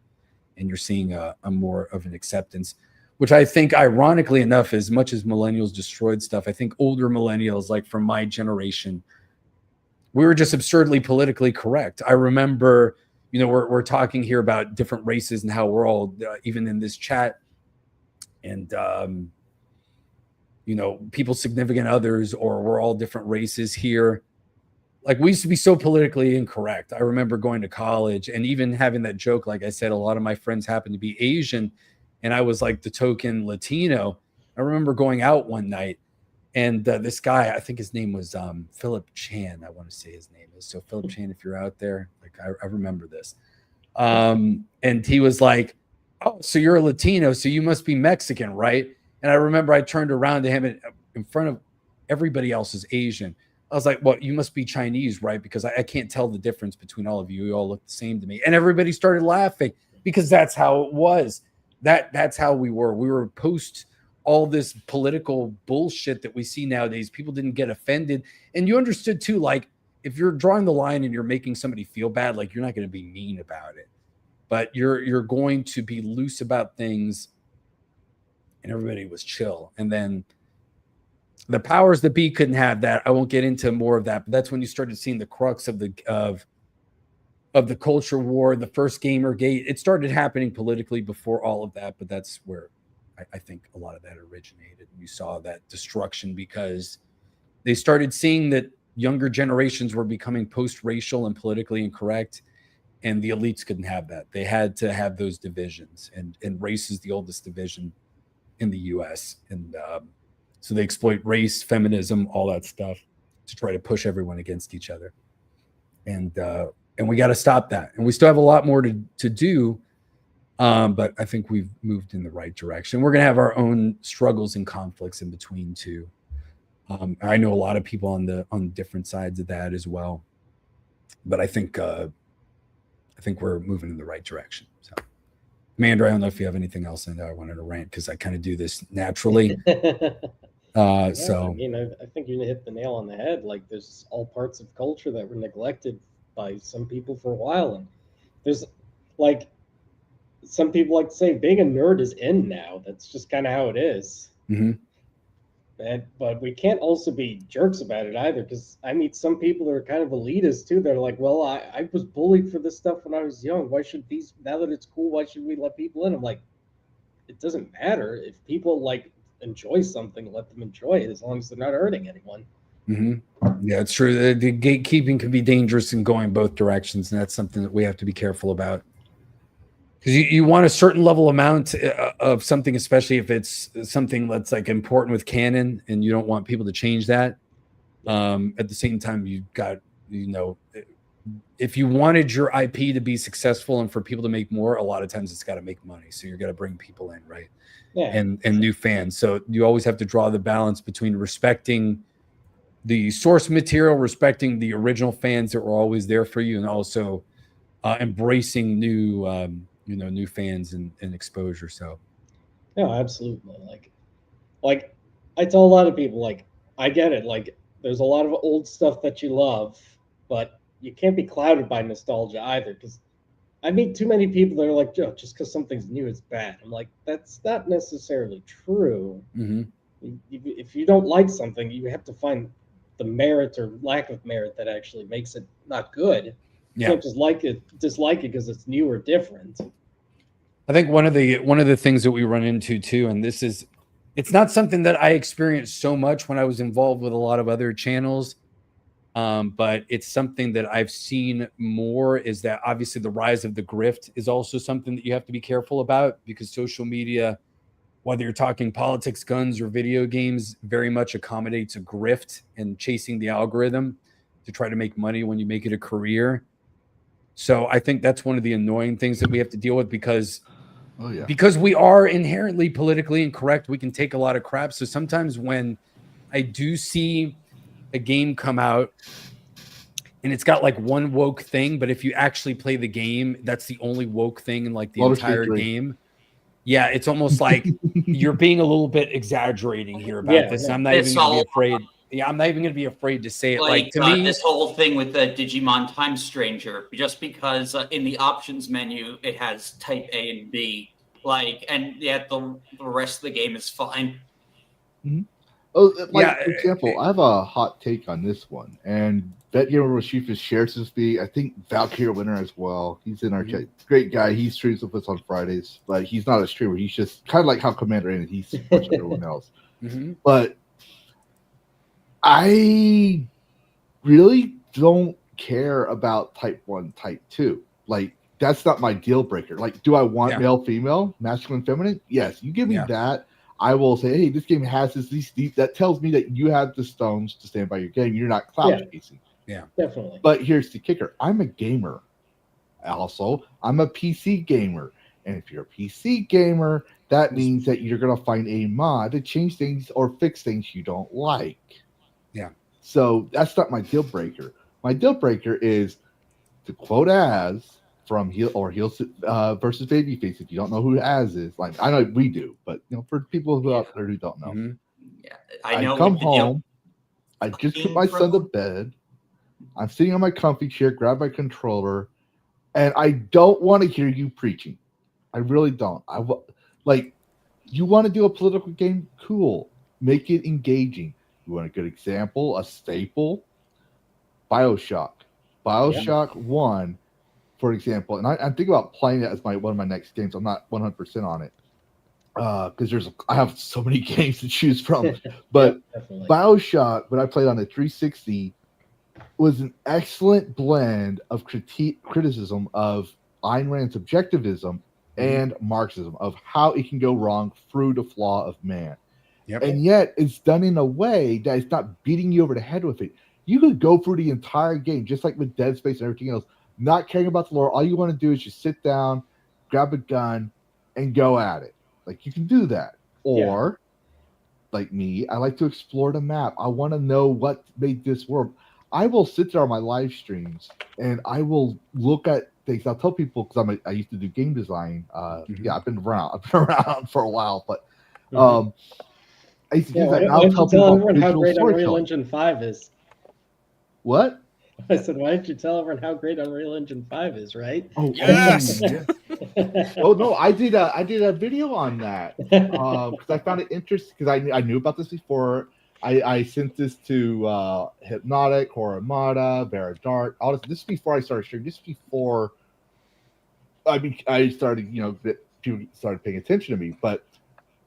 And this is not what caused me to get famous. It was just I didn't care about it. I was still in game design, and I wanted these content creators to say something because no one else was. Do you know why Unreal Engine 5 sucks? I have a video on it because Randy Pitchfork, whatever his fucking name is, I can never say his name right. Yeah. He said something that was curiously odd for me, and it was, if you think you can do better, instead of saying go out and make your own game, he said go out and make your own game engine. I was like, well, that's kind of odd to say. I was like, but I know why. I was like, is he throwing shade at Unreal Engine? And the reason I say that is because in their AP, when they came up with Unreal Engine 5, they changed the coding language because they didn't like words like whitelist and blacklist. They said, don't say this. Instead of say this. I'm like, this is coding language from over 40 years. And so God forbid you got hard drives that are master and slave, right? Like I remember that. I remember in IT when they started talking about that, and I was like, seriously? I was like, hell no, that's what it is. It has nothing to do with history. It's just that's what they call them. Yep. Yeah, like that's established the coding language, and it wasn't back then. They weren't like, how could we bring white? No. This is just how coding people think. Like for me, because I coded I was doing coding for quite a while. I see things, especially with politics, if X, then Y, ergo Z. So when I see that, I can see all the political parties saying the same thing. You just turn X into a variable. If violent thing happens, then video games, ergo ban video games. If violent things happen, it's guns, therefore ban guns. It's all the same to me. So that's why I'm like, I'm stepping out of politics. But like with Unreal Engine, they actually changed their API, and it's been causing performance issues. People are reporting performance issues since its release as 5.0, and now they're trying to go with Unreal Engine 6 in 2 years. So I was like, are they trying to throw shade at UE5? But to be fair, Starfield has performance issues, and they released another update in August to address, performance issues because their game was, quote unquote, performing well. So, can we add another one to that? Star Citizen, which Oh, I played. the game that'll never come out. Yeah. Scope the definition of scope creep, like Yeah. in the dictionary is that game. Yep, absolutely. Yes. But yeah, so anyways, I think it was a fun interview and entertaining. Hey, I appreciate that. You pointed something out that I wanted to mention. You said that people on the right, the left or was it the left that had stole the term liberal? Yes. Right? Yeah. Or they exploited that term. Yeah. The thing is like people don't realize a conservative in America, because it's a classic liberal. Yes, I actually mentioned it in my video, and people got some because like it's from the root word conserve, to preserve an ideal or land of significant importance. And someone actually had a melty melt over my video about the parent TV safety council going bankrupt. Finally, after 40 years, and they've been censoring games, trying to censor Family Guy, South Park, which were made by Republicans. Yep. So it was all kinds of hilarious stuff. But he had a melting melt. And he says, "Well, a conservative doesn't preserve the land and of environmental." It's like, you didn't listen to the video. I said a conservationalist preserves a land in the sake of the ideals of environmentalism. Because that's what a conservationist most likely will do it for, is to preserve the environment. A conservative preserves a land or ideal that is significant to a whole culture or nation. In this case, conservatives in America, what do they preserve? What do they want to protect? They want to protect the sovereignty of their nation, like any other conservative, sure. But they also want to protect and preserve the Constitution as the law of the land. It's not a living document. It is sacred. It cannot be changed. And if you do have to change it, you have to be careful. And the Constitution, as well as the Declaration of Independence, was written by founders who were very adamant supporters and inspired by the Bill of Rights of 1689. Oh, the Magna Carta. And the guy that, as well as the guy who inspired that one as well, which was John Locke. John Locke is the father of classic liberalism and modern republicanism, not GOP republic, but the type of government. That's where we get the republic from. That's where we get all this other stuff. Like when I tell Republicans, it's like when you say libtard, you do realize when you say I'm a conservative and fuck you libtards, like you do realize you're making fun of yourself, right? Because you're preserving classic liberalism. No, I'm like, okay. But that was like, someone else is saying the same thing I'm saying. But well, and that's why to me such a core tenet of the left is the exploitation of language and the manipulation of language, because they understand. So they know that because we look at a text like the Constitution is sacred and we read it literally, like we accept it as it is. They know that they're like, well, passing amendments is very difficult through either the traditional means or, God forbid, you want to do a convention of states, which I would love to have one, but it'll be tough to get 35 states to sign up on it. I think we got like 19 or something so far, I want to say. But because they know that it's very difficult that way, because they know that they always end up losing the courts, they have to exploit language. So even as absurd as something, I'm going to use a very absurd example here, but it's because of semantics, right? The right to keep and bear arms. Well, what if they say that bear doesn't actually mean to hold something or to own something? It literally means the animal. And they through language, they force it so that bear does not mean to keep or hold something or to own it. Family Guy made that joke. Yes, it's true. Yes, and it's true. But that's at all. That's not exactly what that means. It means you gotta remember, they didn't have computers back then. Okay, so it wasn't like they meant to say the right to keep and bear arms. What they meant was, because they didn't have erasers, they were using feathers with ink, right? The right to keep and bear arms. So Anne's bear, like her collection of bear arms. Yeah, you have a right to take that from her house.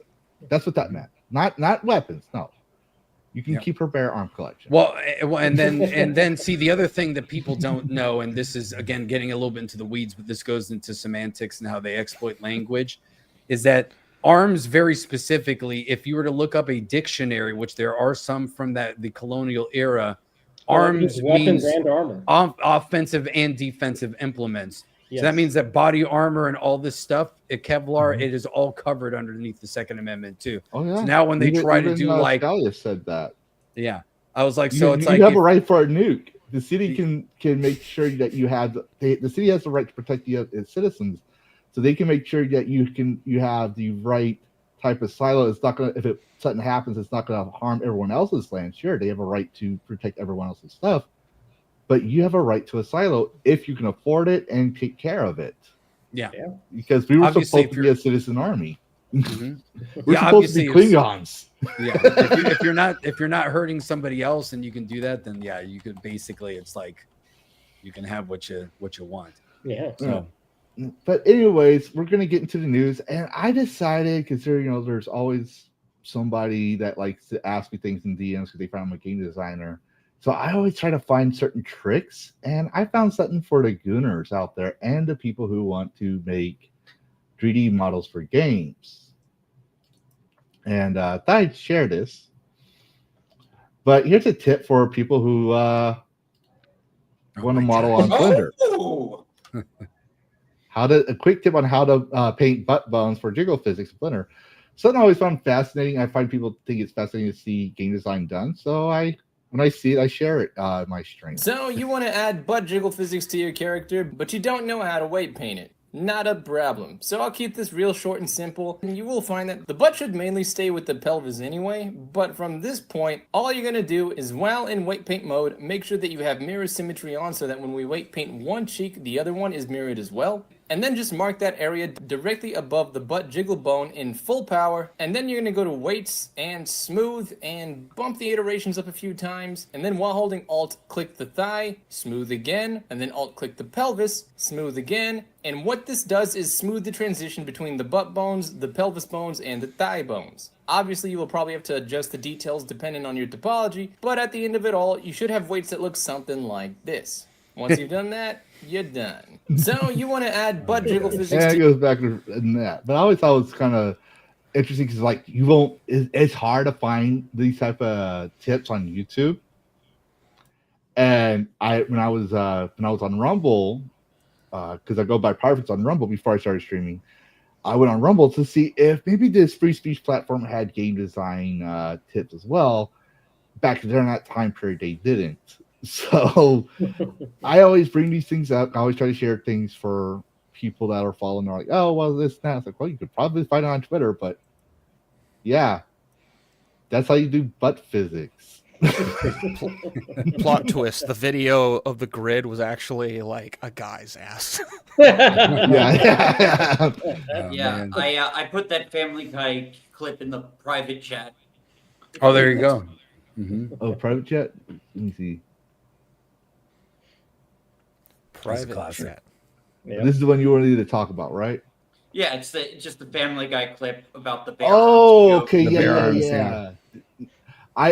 So I can't. I'm afraid to shut up now because the last time we did the Simpsons, what one screwball can do, and apparently I got copyrighted last week. So I had to remove that. If the footage is if it's like short, then it's allowed. Like I think it's like the thing 10 is seconds or something. Yeah. How many this is seconds? Only, I think it's like less is than only- 10 seconds or less. Like if you do it, and if you commentate on it, then usually it's like that's. Oh, okay. So, Okay. but I don't. Yeah, I let's don't go know. ahead and show that. I always just do stuff, and I'm like, whatever. All right, I we're lost done. motivation. You think the language in the Second Amendment is clear enough? You know, about the right to bear arms? Of course it's clear. Every American has the right to hang a pair of bear arms on their Yep. wall. How could that possibly be misconstrued? That's where All it came right, from. fantastic then. Wait, you know what? Before we send this to the printer, let's take that abortion thing out. Damn. Oh man. Son of I do like that SNL skit with Walter Goggins, like from a few weeks ago or a couple months ago, and then they're like the founders are all sitting there, and then they're like, well, you know what should the Second Amendment be? And then Walter Goggins is just like smoking a joint or something in the back, and he's got like hipster glasses. He's like, guns.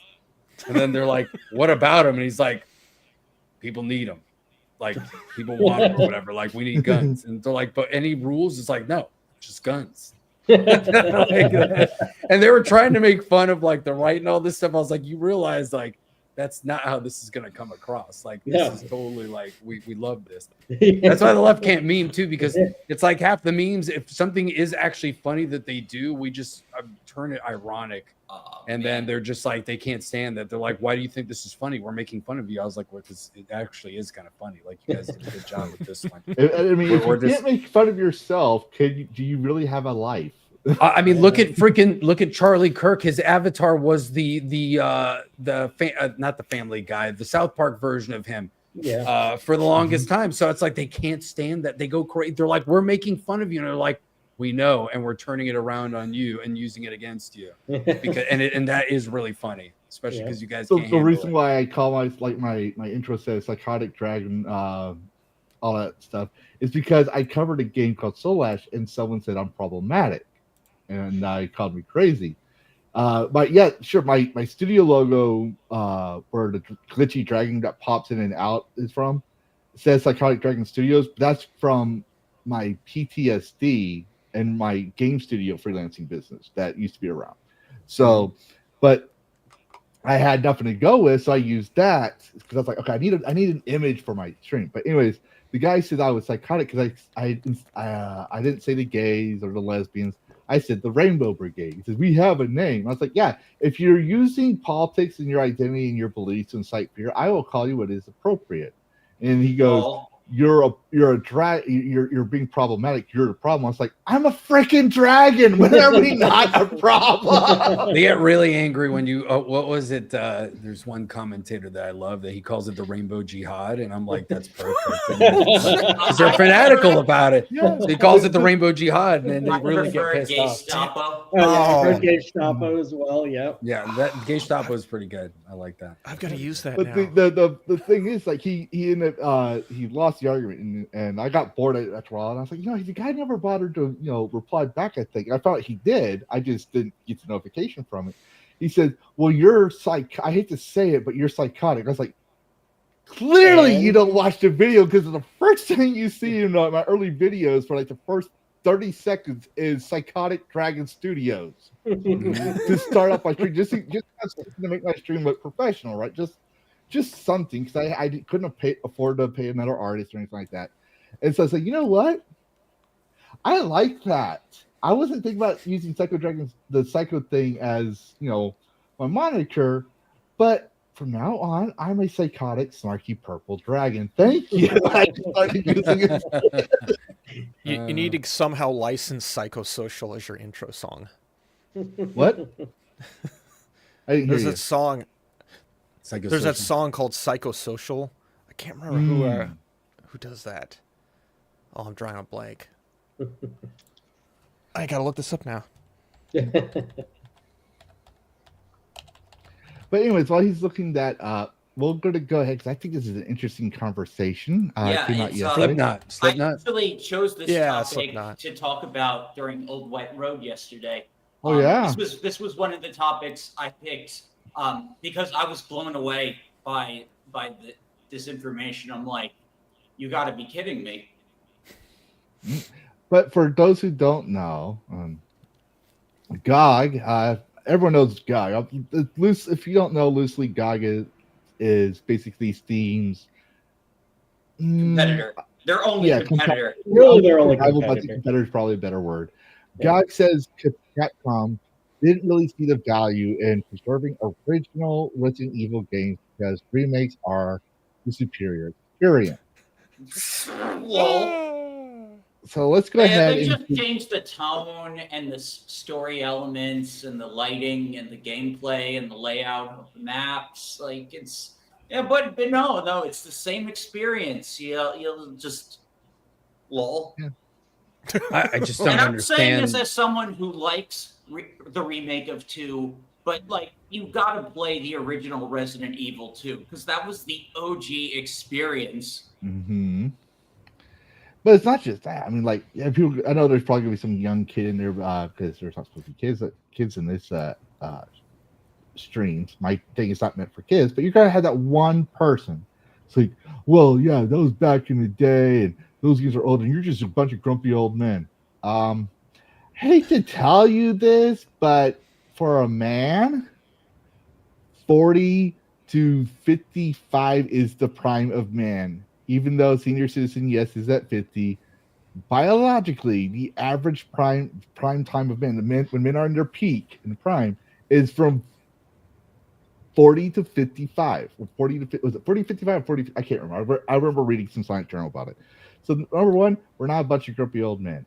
Number two, we had none of your little easy mode stuff. We had the real gamer stuff. We didn't have limited saves. But so they're saying the remakes were the superior way. I'm not going to read the whole article, right? Like people can read their own thing. I just don't understand why they wouldn't even want to keep the art. That's really the heinous part. I could see we don't want to release the original game. I think it's like just because Capcom has just become so corporate that they don't even see the value in preserving something like literally these 3 games made the franchise. They literally everything that came after is built on top of these 3 games that came out on PlayStation and then got ported to GameCube, which is where I played them. Here's what I'm going to say. this is like the Disney like method where like they kind of want the live action. They wanted the live actions to replace the animateds because they're more politically correct and stuff. And so like I feel like so it just like leads credence to the idea that Capcom was kind of like trying to replace but of course like they just the remake of Resident Evil 1 is actually really old and very quite good, but the thing is like they're too lazy to remake it again, but like in the new style. Hey, Microsoft did it with Gears of War, right? They remade it twice. And I would argue it was totally unnecessary to remake it the second time because they did it pretty good the first time. Oh, just like how they remastered Last of Us 2 Yeah, times. that The Last of Us like is so what? egregious, yeah. That game's come out like what, 8 times in 10 years or something? Yeah. Yeah, It's just all you do is upgrade the texture pack and update it, man. If you're not switching an engine, I don't get it. I was like crazy that they just released that they actually would remake Resident Evil 4 when it's like one of the most ported games of all time. It's like It's still hasn't pretty missed good. the system. But here's another thing that people don't realize. Okay, so here's why I think we think that.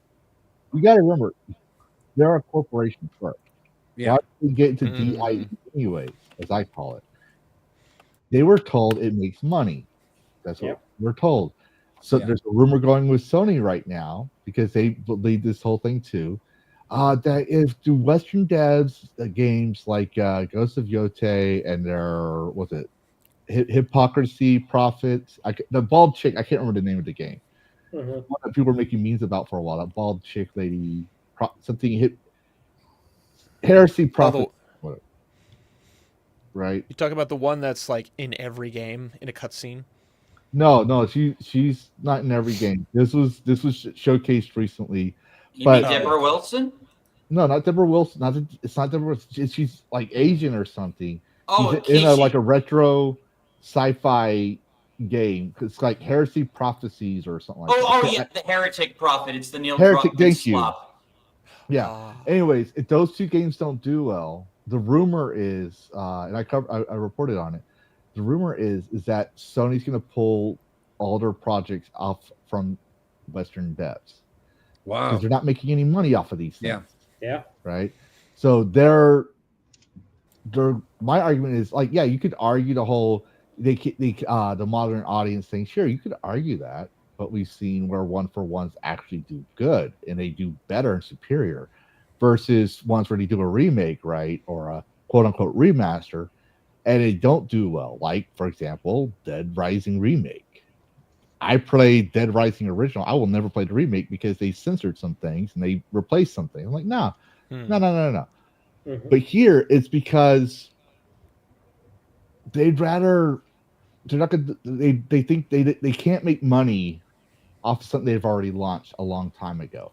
You think if they relaunch this as is, they're gonna get money off of this, or do you think people are gonna be like, no, I'm gonna play this other game because it's graphics? Because you got to remember what people don't realize is, and this is from me, my own observations.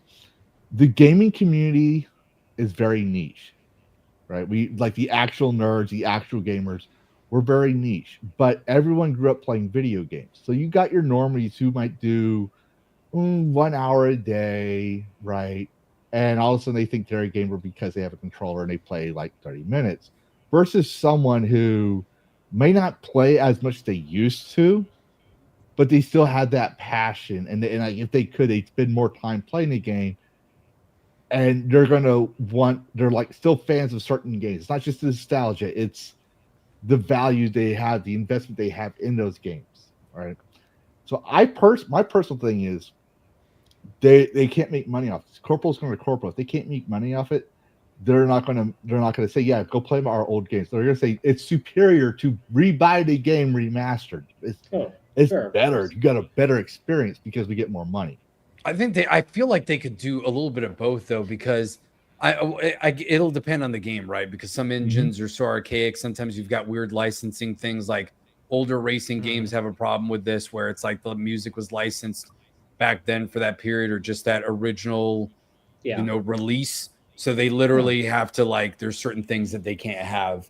But those are usually not such a big deal. It's like, I get it. Like, okay, the radio station, Project Gotham Racing, if they ever remade, it's not going to have like half the songs because Microsoft doesn't want to update the licensing on that. Okay, that's cool.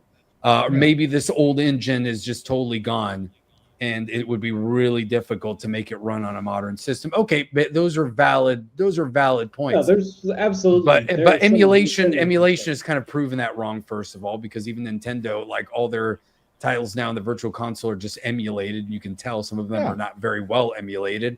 But so there isn't an excuse. So, and there is a market for it. And I think ironically, you know, Dash brought up Disney, but I was like, but Disney originally was the one that pioneered this because they had the Disney Vault, which was like every 10 years, we're going to come out with the same movie.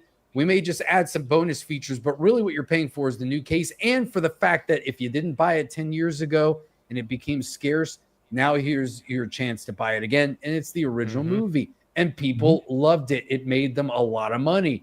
Obviously, before the internet, that was a more viable and different business model. But for me, I almost feel like if you can make it run on on new hardware with a minimal impact, and some things you may have to modernize the controls because controllers had less capability back then, and maybe now ergonomically it's just we can maybe change some of the way that the controls work, but we can still give you the option if you want to use like tank controls or whatever crazy stuff from back in the day. You got the option, but to me it's like you could almost do both, because it seems like it would be a minimal cost to release the games in a close to original state. Like I said, there's going to be caveats, and as a game, as you know, somebody who's done game development, you can obviously attest to that more than I could. But it's almost like do both, because the remake is actually going to cost you a little bit of money, especially if you're updating the engine, you're outsourcing it to a third party, which most of these companies seem to do now. Like Virtuos made the Oblivion remake, and Bluepoint's done. I mean, there's a lot of great developers that have made the that Sense Dead Rising remake. They outsourced that. Yeah.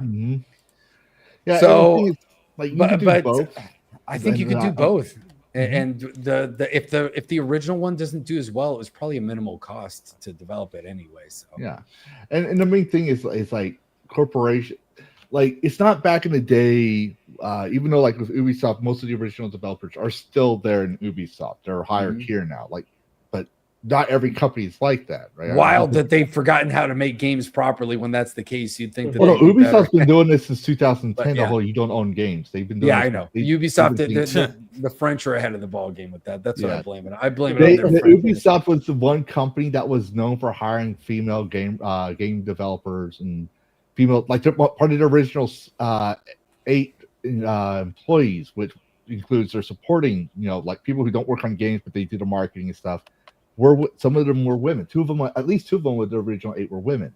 Ubisoft's been known for hiring, you know, ahead of the curve, the whole thing. So that's why when they say, "Oh, they're not modern," like, you clearly have never been. You don't know that. Like, I covered the Ubisoft thing. I was like, they've been doing this. But anyways, these people don't. The people that made these companies, most of these companies, aren't longer there. They did it. They had a passion for the game, and they kind of like how as content creators, right? Like when we start out, one of our biggest fears that we've noticed with bigger content creators, I'm not trying to approach anybody, but just one of our biggest fears, selling out or losing touch with our audience, right?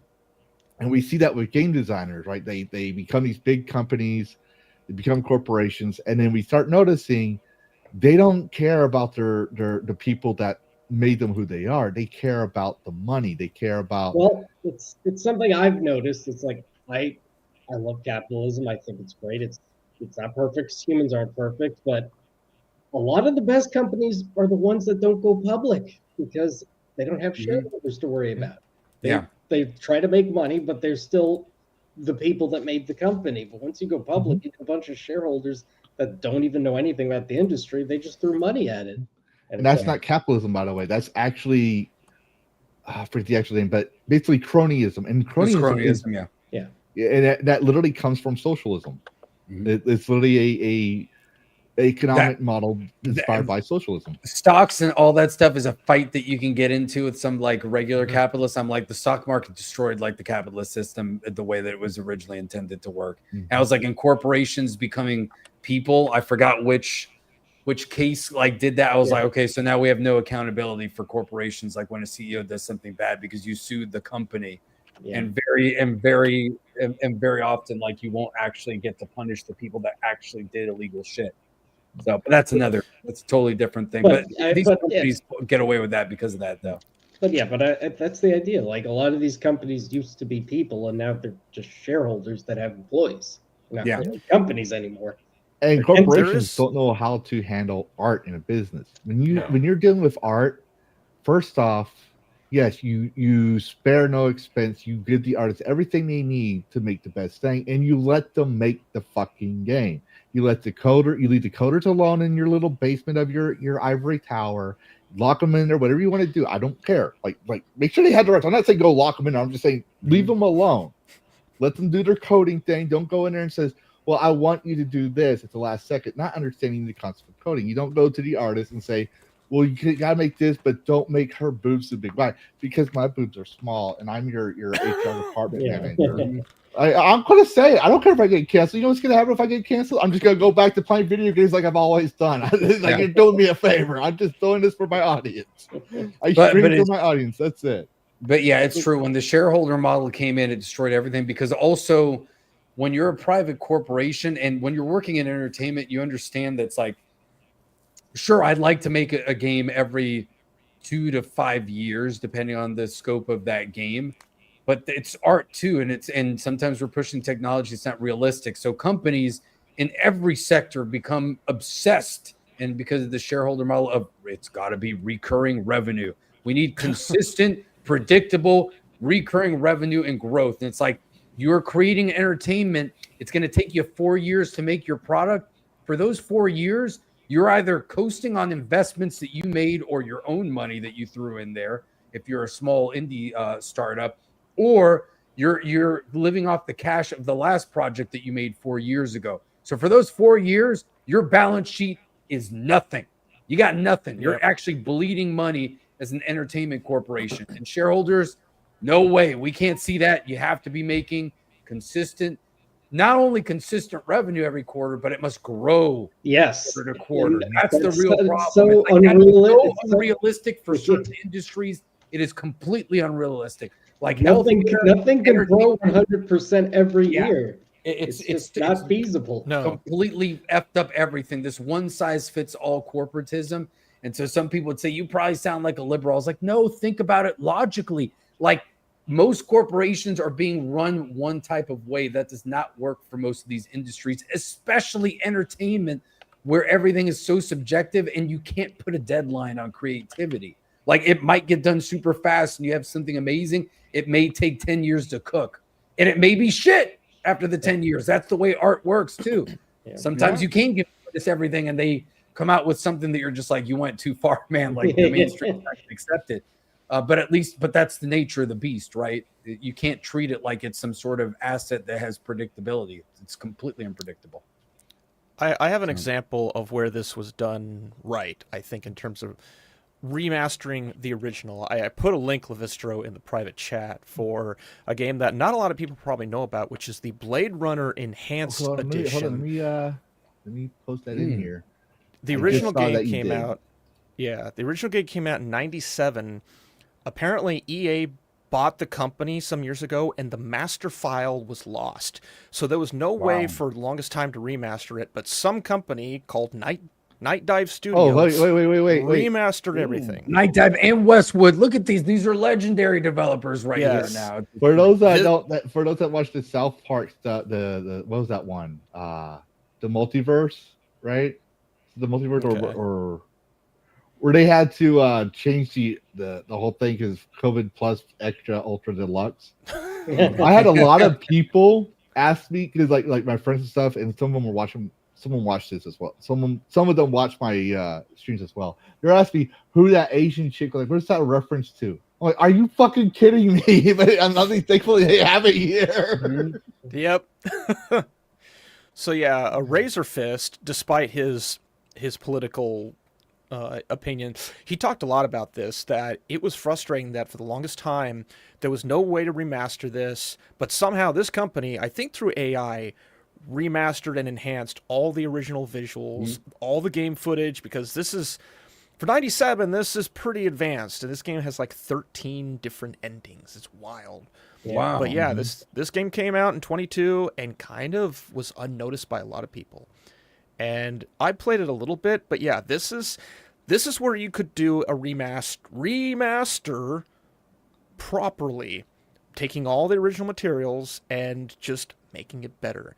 Instead, sure, you can do a remake if you want, but this is an example of a remaster, I think, being done properly. Yeah, exactly. I think the best remasters, especially if it's a game that you hadn't played in a long time, should make you almost feel like, wait a second, is this how it really was? Or am I just remembering it now? Like, that is how a remaster should be, where it almost feels like it's the game the way that you imagined it in your head. Because sometimes even when we're playing look, the early 3D era was pretty nasty. Let's be honest. It was rough. It was rough. We had really low frame rates, really low textures, and it was rough. It was rough. So just look at original Tomb Raider. Laura, I mean, it's true. A lot of people, a lot of people do love it, but it's like you do have some of those nostalgia goggles on it. But sometimes, a great remaster will be like, you know what? This is exactly how I remember it. I was like, no, in your head, you made it look a little bit better because you loved the game so much, and that was the peak at the moment. So a good remaster will make you feel like this is the feeling that I had when I first played it. And to me, that's when you know you got a good one, where it's like, I wouldn't even want to go play the original at this point, because this is the original as it was intended. Like, if the developers had today's technology, like, maybe they would do better, or at least just a little bit more to clean it up. Like, give me widescreen or more modern controls or something. Yeah, like maybe you want to update the polygon counts, add new models in there, upgrade. As long as the game plays the same, as long as it has the same feel, like update the textures and the polygons, sure. Maybe add a little jiggle physics as you wish you had that ability to do back then, but you didn't know how to do it. I can understand those things, right? Quality of life stuff, really. Yeah. It's when you go into the fact, like, when you do the remaster, for example, with Oblivion, this is something that pisses me off. Like, people say, "Oh, you're just mad about St. Lisa's not having a big rack playlist." Like, no. Or you're just mad about the dated prints not being topless. Or no. What's your issue? Have you looked at the Dark Brotherhood door? I'm a big fan of Elder Scrolls, and one thing that pisses me off, and I'm going to go into ranting with this one, so I'm trying not to. Okay, I'm trying to keep myself off. Do it. Like, do it. No. I will. We will have 3 hours of me ranting about this. Like, this is not where I rant. But they changed the door. They remade the door, but instead of making sure the door was a 1-for-1 and double checking the notes of the original game, I think they added, I can't remember if they added or they removed some of the children of the Night Mother. Like, each one of the children was representative of the listener and basically the hand, the black hand. Okay. Like, they're the representation of the mother's children, the listener being the thumb, right? And he listens to the mother. They added or removed, I can't remember what it was. They changed that so much. Like, you don't know the lore. That shows me how much you disrespected the game. You say, "Oh, I love the game." Well, if you love the game, then you would have done a 1-for-1. You didn't do a 1-for-1. The game ran on crap. I got 5 FPS on this thing, and I would forgive all that. I would even ignore St. Louis, understand, modern day, whatever, if you didn't fuck up that one simple little item. That one thing that tells me you didn't pay attention to detail. But this here, I would agree with. It's a really good game.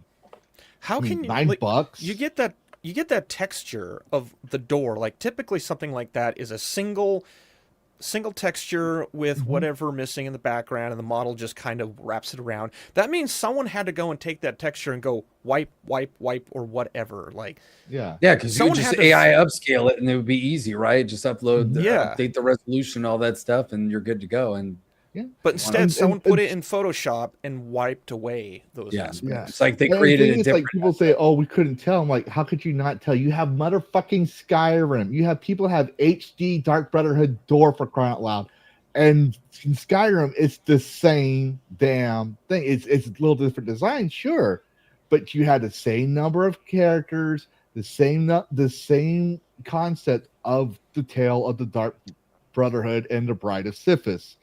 You know, like there's no excuse for it. But I will say this is actually something I would play for one, like as a one for because number one, you get, like you said, you get that cheap nostalgia, remember Barry, you get the updated graphics, $9, you get some cheap achievements. Yeah. Like I played was it last Saturday? I played Night Trap. What was your impression of Night Trap? I know it was your first time playing. Hard game. It took me a while because you gotta remember, this is back in the early 90s. First off, 90s horror in the early 90s was cheesy as fuck. All right. First off, especially the B-rated, the not popular straight to VHS. I know this is a slight tangent, but I do miss those old FMV cutscenes in games. Dude, Command and Conquer and the old, Star Wars games were amazing. Yeah. But the game, I actually, and it took me a while to figure it out because there was no instruction manual.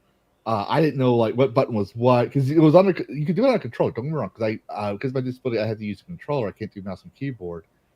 So it took me a while to figure out, and then I had to figure out that you had to be at a certain place at a certain time. You had to memorize every single auger at every single place. Yep. Damn. It's cheesy as fuck, but I actually had fun. And the thing I'm going to mention, why I mention it is, you can go into the options and you can select OG Night Trap.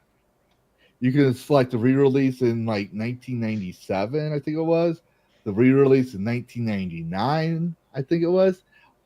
All the way up to 2017, the remaster, the 25th anniversary edition. And once I memorized everything, because I was writing things down, like just back in the old days when you were like, okay, this is where I have to find this, and this is where I have to find that. You wrote those things down back in the day because you didn't have a save file. You didn't have a way to save things. You had to memorize it, or you had to, have a game. Like, this is why I hate when people say real gamers don't have a game guide. It's like, motherfucker, if you try playing a game without a save file and trying to get everything, especially like with Game Boy's Metroid, you will not have a save. You need a game guide to remember it. The interesting thing about Night Trap, it's like you have a movie playing like in the entire thing through, so it's like easy to get distracted. Like you could be watching, a scene could be going on in one of the rooms, and you're listening to that scene, but like there are ogres like going to get one of the. It's like you don't catch them in time.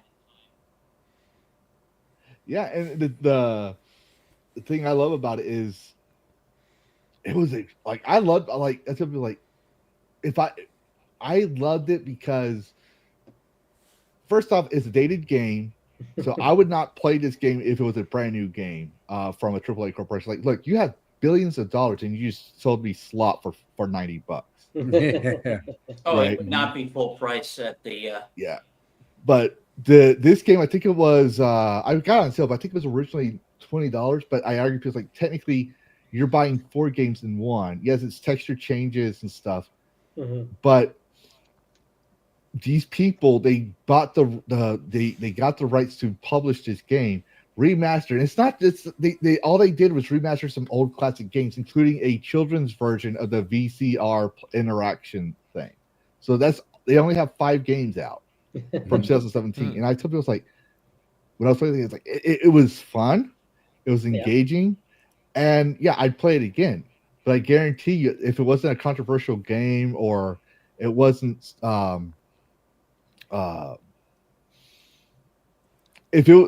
I tell people, like, I don't think people would play it if it wasn't controversial or a part of gaming history. Oh, sure. and that's why these companies are like, oh, it's not superior. It's not the superior version. If we remaster it, it'll be better. I'm like, no. If you remaster it, you remaster it, but you're doing it wrong. Like Blade Runner is a great example of a gun right. Night Trap is another one. Shit, there's great games. Like you don't even have to turn a 2D game into a 3D game for me. If you can get re-release Chrono Trigger, right? Like re-release it. Maybe update the graphics just a little bit to be more, cleaner on the pixelation side. I'll still play it. Hell, if you do that and then add the original Chrono Trigger, so I have an option to choose which version I want to play in the graphics. Yeah. People will pay your $90 because you're basically giving 2 games for one. You're giving the remaster where you get to play it with all the achievements or whatever the trophies, whatever, with 3D environments, jiggle physics, whatever. But then as a bonus, they can go down and play the original. People will pay for that. But this whole, we're going to remaster everything, take some things out, and we're going to give you an unfinished product like Dead Rising remastered. I didn't buy Dead Rising. It's like, oh, you're going to sell me an unfinished product. Okay, no. It's like, you give me all the shit or you don't. They literally removed some features that you can do in the original, like even some of the reflections don't work in the remaster. Something else I noticed about Resident Evil, the RE2 remake, and maybe this is my age showing. When you learn about names like Matt Mercer and the other voice actors, I don't know. I still to this day don't remember the guy who played Leon in the new one. And that's probably on my part, but I know the name Matt Mercer as like Ada, you know that voice. That's forever in my mind will be Leon Kennedy. And it's like, Jennifer Hale. Yeah, I think he only played Leon in the movies and in 6. Yeah. Was it 6? Then I'm thinking somebody else played. Maybe that's this is another one of my don't tell flaws. Words of Paradise that if I remember. But you're right. He did play Leon, but he didn't start till 6, and he did it for the movies.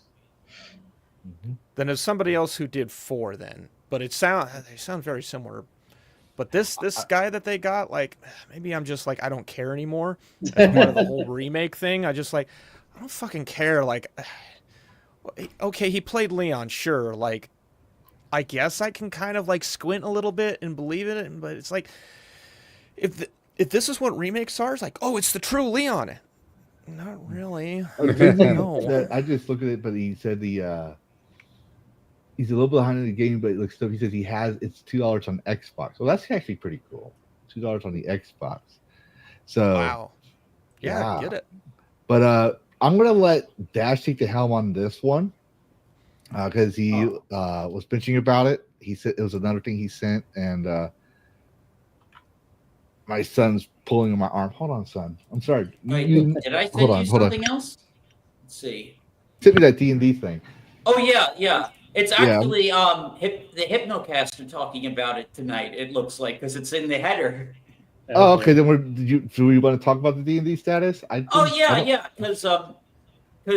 everyone is talking about how Oh yeah, I remember this. Okay, yeah. Everyone's been goofing on it, and the tweet I sent you, even other gay people are saying this is awful, this is terrible, this is D&D. This is not D&D. People holder. I mean, you go right ahead and lead the stream. You go ahead and you got the helm. You got the helm. I'm gonna beat my mic. So say some things. I'll get me bent on.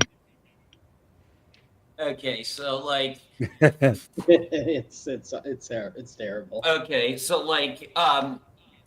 so I go both ways, and I hate this. I literally fucking hate this. It is just look at this Tumblr bullshit.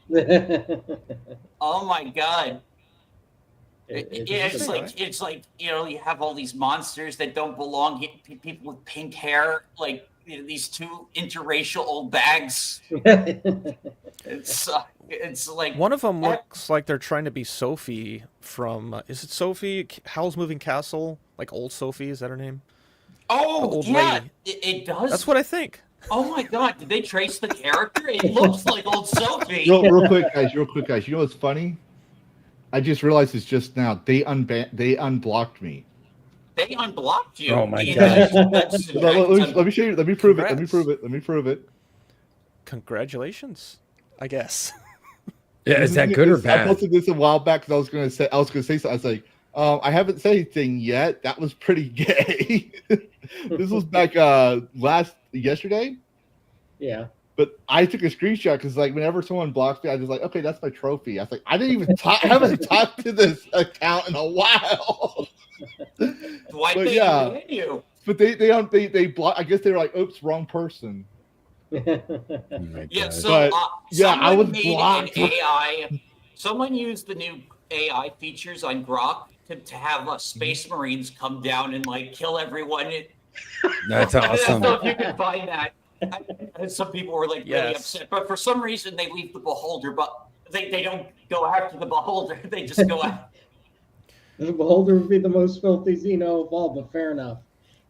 Is this the scene from one of the like fan versions where Gaston was doing his like Gaston speech, and like this is what LeFou actually sees? Oh my gosh. Oh my God. That's actually Who's gay perfect. now, is it? I forgot that. So like, oh man. That's too funny. That is too funny. You're welcome. That's so like meta in different ways. That's crazy because Oh my that's God, such a mind blown. stupid theory. It does look like the square in the Beauty and the Beast. The It animated does. It does, version, yeah. and the- It does. It does. It's exactly what that is. This was his fantasy about Gaston. I didn't see the live action remake. I know like they had what's his face make him like super gay in the. Oh, they like they coded that like so badly. Oh yeah. like, it Well, was I just so- mean, yeah, Disney isn't known for its subtlety. Of course. But it used to be like just a frame of like just some you know, some mildly perverted thing that you'd see in the back in the day, like, you know, maybe the King Triton's palace is like a phallic symbol or something like that. But now Or it's the just like they priest has just yeah, he's No, the he's priest- happy. Yeah, He's got a boner or something. He's animators. happy. You So, think but it's now like- it's just like now they don't even hide it. It's like here it is. It's like this is what we're just trying to tell you. Yeah, So. the animators like snuck that shit in, like you know, Yeah. because like a lot of animators are like you know pretty much just pervs. I mean, it's Hollywood, Maybe- right? Too like there's just Yeah. going to be a higher percentage of weirdos and out there. So Yeah, they'll just Wait, like, well, oh, hold on. What's that creature? Go left of the frame. There's a barrel. Go up a little bit. is that like the Hulk? No, no. A Yeah. little bit right to the barrel, up like 2 inches. You're Is that talking one of about like the orc? Is that like one of the Doom creatures? The big eye? It's a It's a beholder. It's a beholder. Like, It's- it's like a Yeah, it's a stable beholder. monster of the Beholder. franchise. They're supposed to be Yeah. insane and very dangerous. There Yeah. aren't really too many good beholders. Well, Like most of they're them are. They're there was, just misunderstood. If you had them in the right circumstances, you would know that they're just being exploited by the is it white in here? man. Is it in That's here? what there's it a, is. There's a person in here. I can't remember Oh, his name off the top of my head. yeah. I know he is. E- But everyone's some been AI fucker called him a editing. tourist. Oh There you my go. god! That's Look at the amazing. Space Oh, Marine there you one. go. I think that was the Space Marine. Go up, go up. Yeah. Oh yeah. That's the But no, Helldivers. there's a Holy guy. shit. That's awesome. For Oh, something Email bad or Chain posted that. yeah. Ooh, Oh this is my getting God. better. But someone pointed Damn. out, like I can't remember his name, but he's like this is what people expect for D&D. I kid you not. Yeah. You had your modern artists come in and ruin it. Sure, this is what people wanted. This right here. And does it show any boobs? Yeah, No. even like the Does it monster show- does it manual show from any- 10 years any- ago, the 2014 monster manual. Look how like awesome that one looks. Like Oh yeah, no, I'm a big fan of 3.5. Like, I mean, look at the art from the back in the day. This is I I want want this 3.5 back. was like the golden era. Yeah, like I know some people prefer. Oops. I know people are. Go on. What the fuck happened here? Wait, was one of those photos the mother about to put the child in the dryer? What the hell? You'd be surprised at what I get on my feed because I don't care. I just like that looks awesome.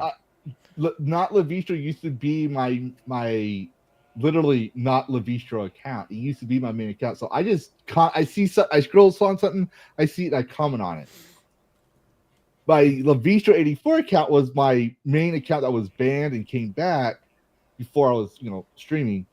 That I turned into my channel account. And when I came back on that account, when Elon Musk let everybody back on, I said, "I'm back, bitches."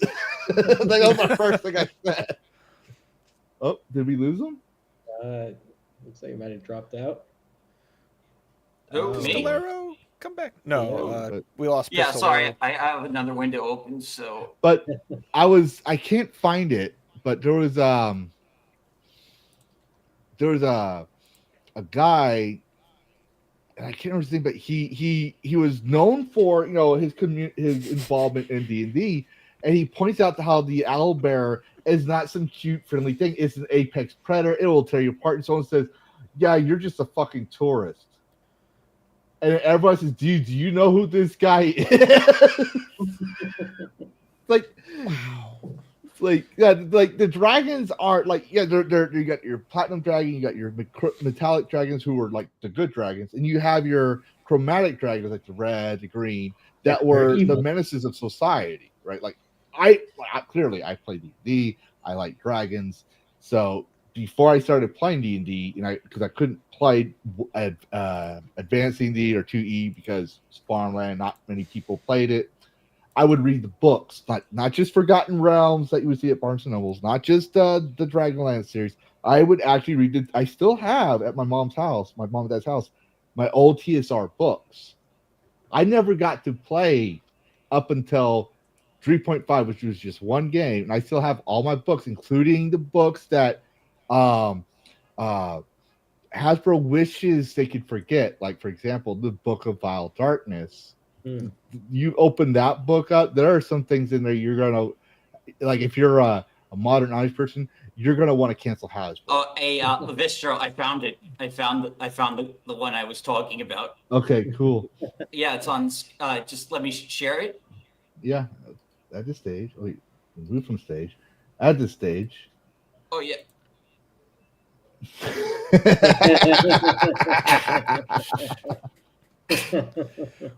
Jeez. Man. I love how they just ignore the beholder. We'll deal with these shortly. These are the bigger beholder's problems. just like I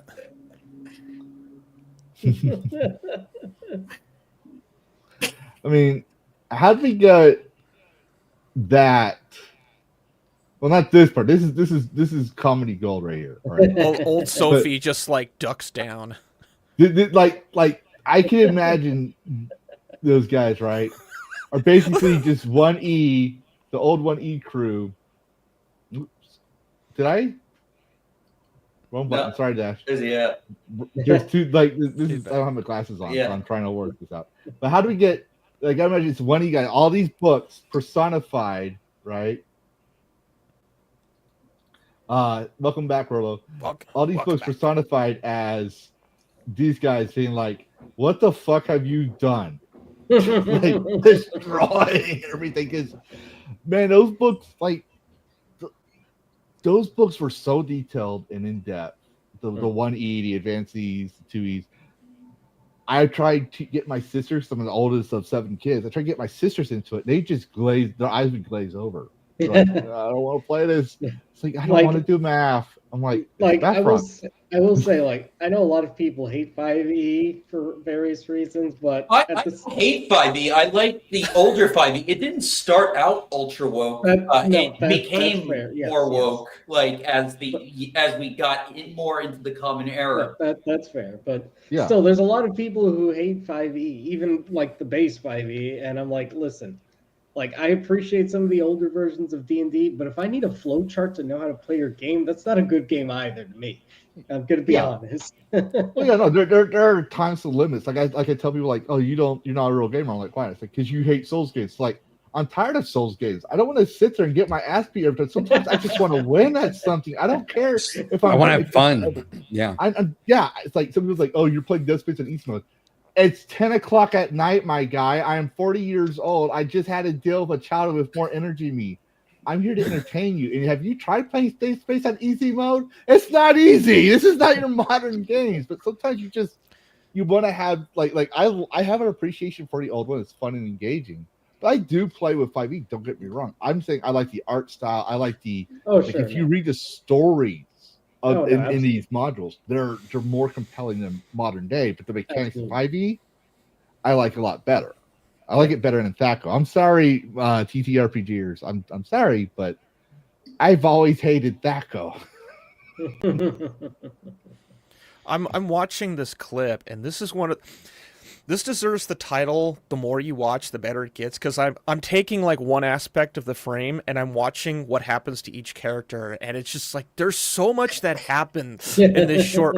There's arms that get thrown around. Like, this is compelling. This clip is really interesting.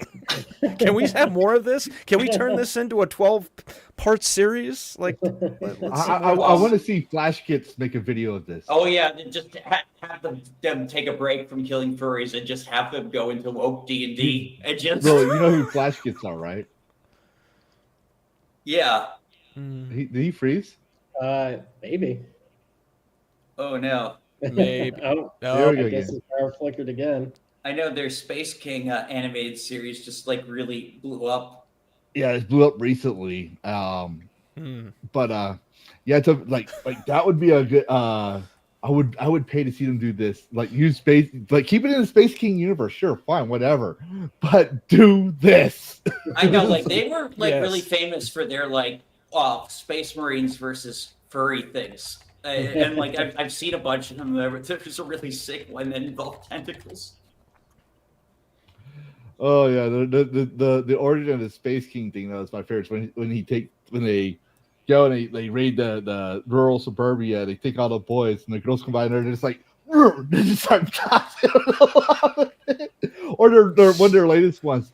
Finally, I've done it. My newest creation, the Psycho Warrior, and you see the entire Space Marines just converging on the planet, and you see the one guy comes out, he goes, just screams, "No, girls allowed!" Yeah, the Sonic the Hedgehog. Their Sonic the Hedgehog ones are really funny. You saw the one they did with the Trump the Hedgehog. Oh yeah, they did. I didn't know they had a Trump the Hedgehog. I know that. Yeah. Oh yeah, it was like Donald the Trump Hug. It was called. He's like, Sonic ate Big the cat. He ate him with his friends from Haiti. And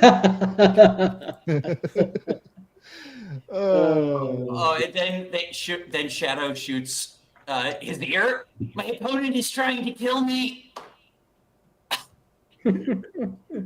This clip isn't Warhammer enough. No, it is not. Lavistro they have to exterminatus this entire town. Yeah, just burn it all to the ground. Start from scratch. It can't be salvaged. Now I don't want to. I love the response. It's like, what's wrong? We could play a game like this, but no. Like, what they don't understand is like this is the marketing for the game. Like, you're trying to sell people on the game, and like base D&D is supposed to be epic fantasy and adventure. It's not coffee shop fruity time. No. You want to have your side mission stuff for that? Sure, go right on ahead. Honestly, make like your own homebrew. Look how Baldur's Gate did it. Okay, Baldur's Gate, characters. You can screw anything in Baldur's Gate. It still had dark and badass fantasy. That's why it's sold. Yeah, they didn't forget what D&D was about, even with all the perverse stuff in it. Yeah. Or even there was a Dragon Age. I think I actually have it. I just gotta pull it out. Dragon Age 2. I hear like no. I'm sorry. No, I'm talking about D&D. Pazio, when they were still publishing D&D's magazine books or magazines, like people don't realize is that all Hasbro did this themselves, but they said all the Dragon and the other one that covered 3.5 and 4 as well. You know, basically there was two D&D magazine companies, Pazio was one, and then you get the dragon for the Dungeons and Dragons magazine. All the adventures in those are canonical, including the one from December. I want to say it was 2009, and in the topic, like on the cover, is a cover for a one shot called Sex, Drugs, and I think it was called Sex, Drugs, and Rock and Roll. And in that module, your whole purpose is to rescue a wizard who was kidnapped by she's now known as Tasha's Magic Cauldron, but she was basically the female version of Vecna, she was basically converted. She was literally the witch that converted with the demons and all this other stuff. So it's like the satanic panic version of witches. Okay. Right? Yeah. But anyways, you're supposed to like either he got caught by her. I can't remember the whole storyline, but the point is like he is kidnapped to the 9 hells, and you're to rescue him from an entire sex dungeon. Like that's literally a module that's canonical. Like I was like, okay. I didn't even realize. I thought they were just like have like you play as an art band, something like that, right? I did not realize that was an actual like module. I was like, when they said like, oh, well, I'm glad I had that magazine. So I actually have it at my house. Like I'm glad I had that magazine still, because I'm just gonna one day just every time I should do it now, but I'm gonna find a way to scan that module, post it on there, like, hey Watsy, remember this? Every time they're like, we're a good woke modern company, we don't demean women. I'm like, Peppered Farm remembers. Well, that's the thing. The fans will remember, and if you mistreat them, they're gonna remember that, and you're just gonna have to deal with it. But anyways, yeah, I want to go back to this art style. I did like 5.3, but this whole it's getting like with 5.3, right? The OG 5.3.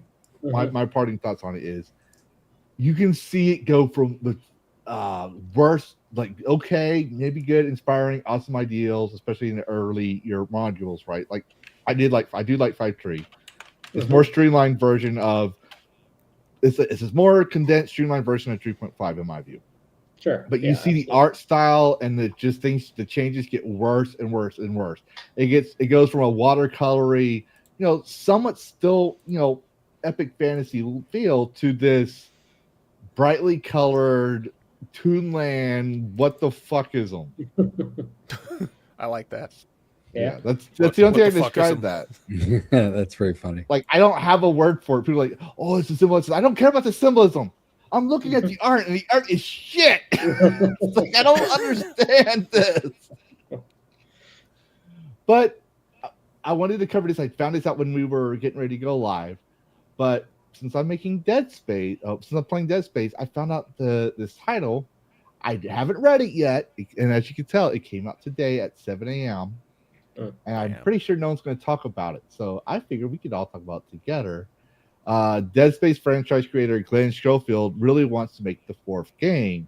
And it doesn't, and I'm reason I think there is going to be a 4th game is because words matter. It's not a 4th game, it's the 4th game. Like that tells me they're in the talks, or you're like it's on it, like they're looking at it. Thinking EA may sell the IP. I hope they do. I do too. I don't care if they go private or not. I don't fucking care. Just I want a good Dead Space 4. Like I was telling someone out in my chat, like I'm playing Dead Space 3 and that's it. I don't even want to play Dead Space 4. But they sell the IP to someone who actually gives a fuck about it and it's not gonna, insert themselves into it or make it less scary. I hope they don't do. I hope they, if it's co-op again, I hope they do it better, because I had to drop my Dead Space 3 playthrough when I was playing it on my channel with my friend Lucid Emerald, because we got stuck in one of the co-op missions. So I don't even know if I can even switch to single player now. Was it like a game breaking kind of thing? Well, no, it's just I lowered the difficulty. It's so you know how Isaac hallucinated for the first 2 games? Yeah. Yeah. So in the third game, his partner is the one who hallucinates. So like the partner sees and hears things that the other player can't. Yes.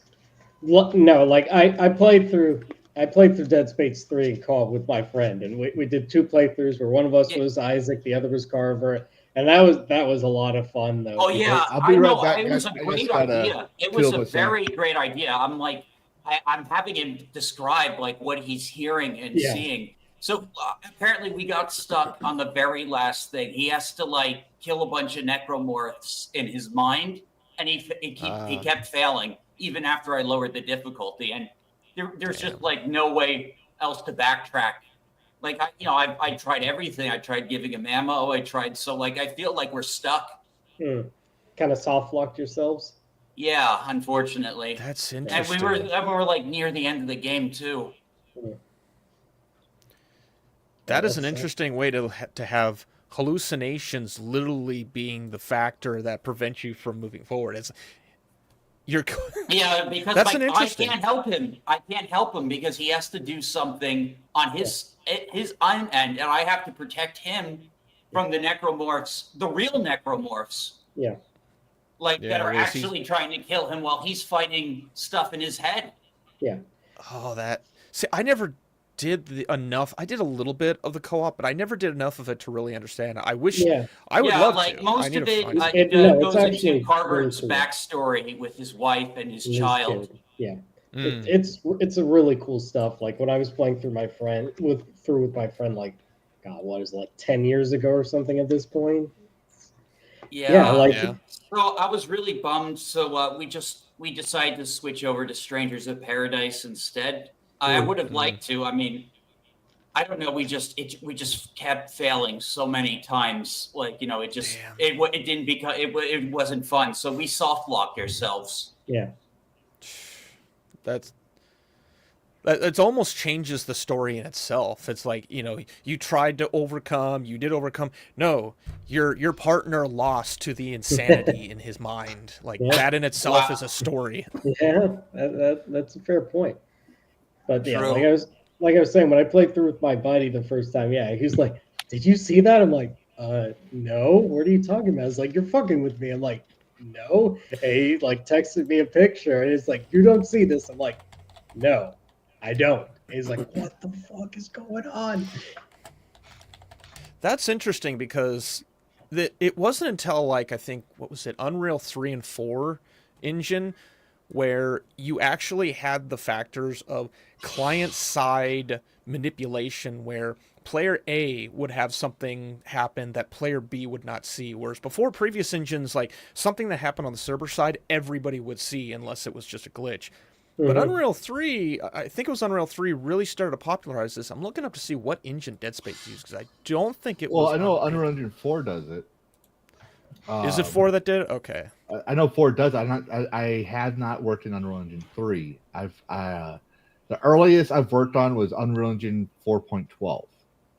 And it's basically a code where you go through, it's like you connect to the server and welcome back, Rolo.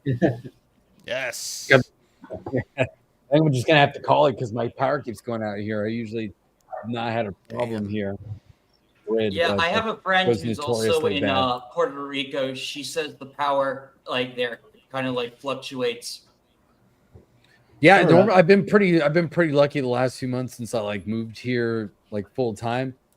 But man, I don't know what's going on today. It keeps going up in and out. And I'm like, you know what? I don't want my very expensive computer, even though it's on a battery backup, to deal with this.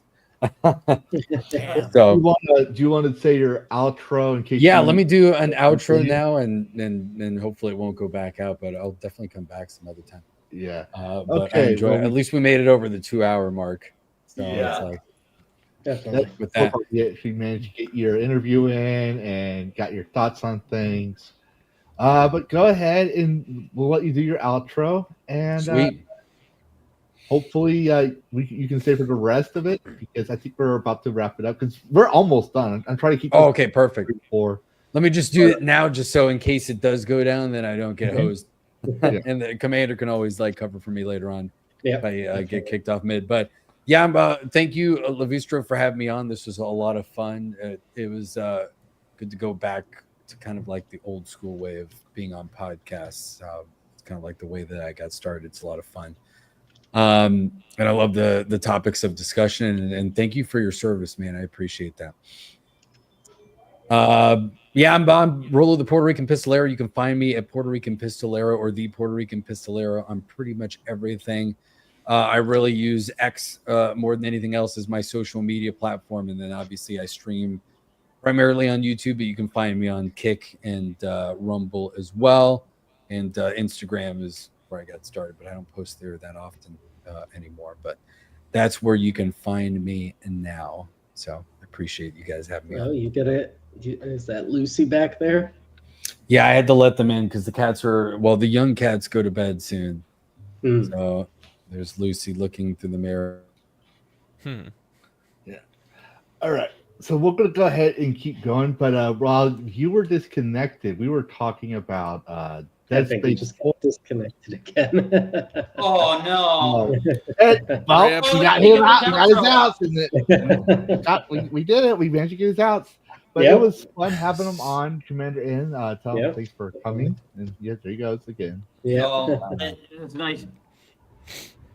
But for everyone else, his YouTube channel on X, where you can also see Commander N if you want to see more of Commander N other than Wednesdays on my when he's on our streams. You can see him at the Puerto Rican Pistolero at YouTube and X. Those are in the descriptions as well. So there is that.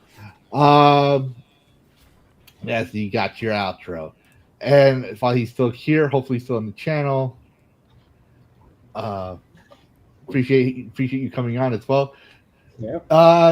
Commander and Contested Fighters, as well as Karrus and Dash Attack. We have a Discord that I pop in the first of the month nowadays because I'm starting to get haters because I'm monetized now, and I don't mean it to be popular. Like snobby. I'm starting to. Please, yeah. Some of my stuffs were mad about my Pokemon commentary. Oh no, I had a creepy. As soon as I got monetized, this creepy guy coming in and posting creepy shit, and talk about oil and shit. That my mods asked if they could ban him. I had like a really creepy fan for a while that I blocked from the channel, who's like, oh yeah, it's a really creepy. Maybe I'll tell you about it off stream. Yeah, but anyways, so now the Discord links for YouTube are. I tested this theory out and I found out that it works this way. So Rumble, as much as yes, I give Rumble a lot of shit because, well, if I don't, no one will, and Rumble needs to improve. I really want them to grow, but people think sure, absolutely want to burn down. But I give it a lot of shit because I don't like being lied to, and they lie. But anyways, the Discord link for my channel is in Rumble, but YouTube it's on the first month. But for people who are on DragonCast, so I don't go off tangent here, when they come as a special guest, after the show, they get added to my Me6 bot. So in my Dragon Alliance page, if you like, oh, what was that guy's name again? Where was he at?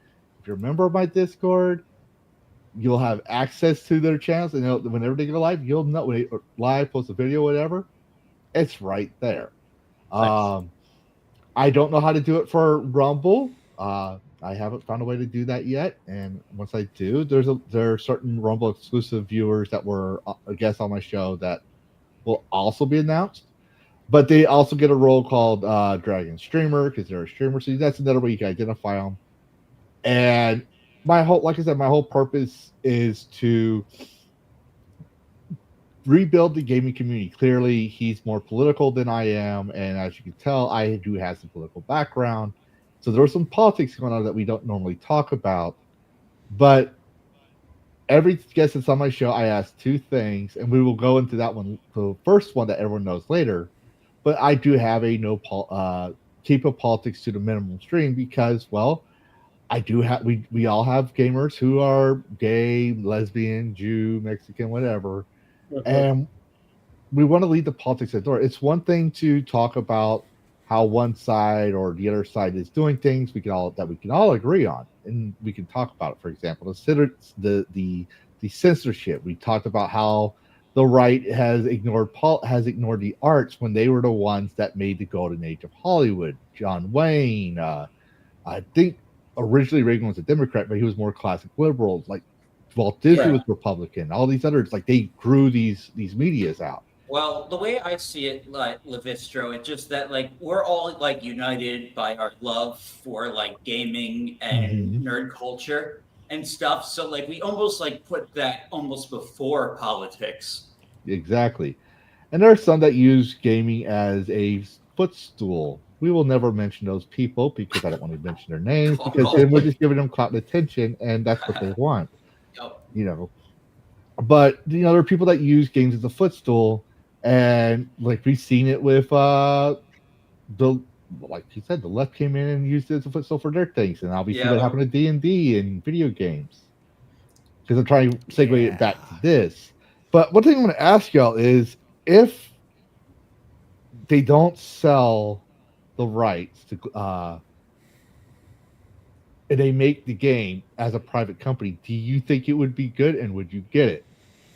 Well, under new direction, I mean, if they got some of the old devs from Visceral, like, you know, some of them, like, back, like even if it's under a new studio name, I'd give it a chance just because, like, I want to see.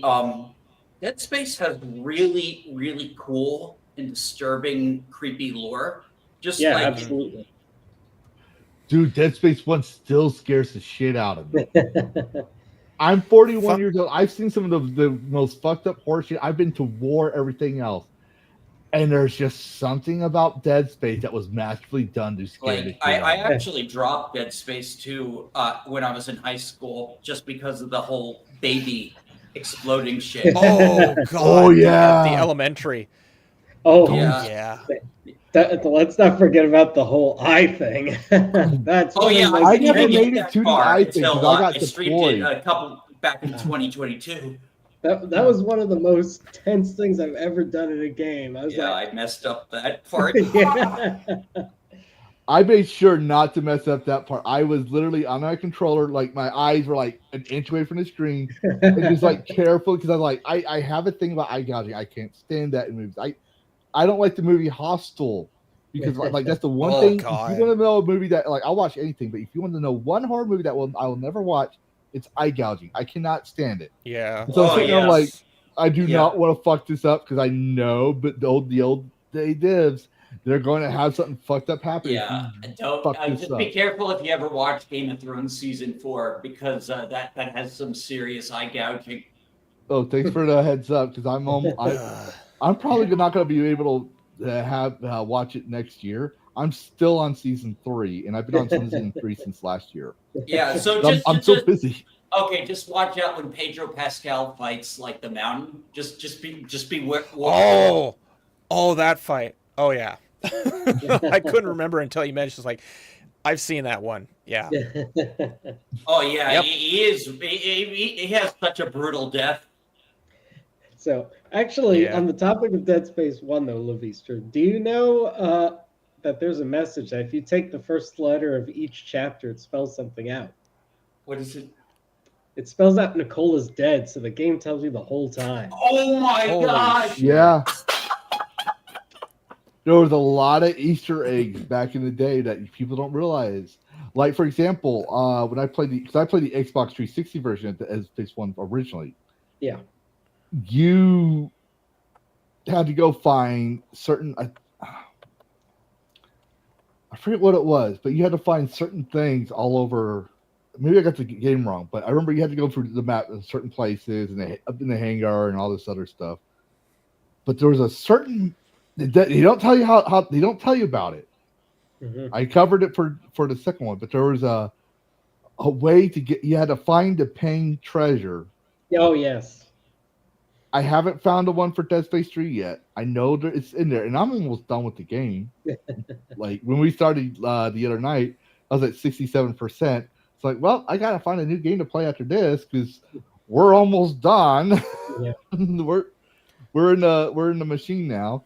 But one had a way to you had to do a certain crazy amount of things to get the first one. The second one is easily missable. That if you're focused on a mission, if you don't put the circuit breakers right, you won't get those certain color code that unlocks the rotator to go into the treasure room, and you'll just miss it. I discovered that by accident. I didn't know that was an actual thing. And when I realized that, I actually ended up making a video because I was like, back in the day, you could miss so much if you didn't explore the map. If you were just so fixated on just playing the game and not realizing things.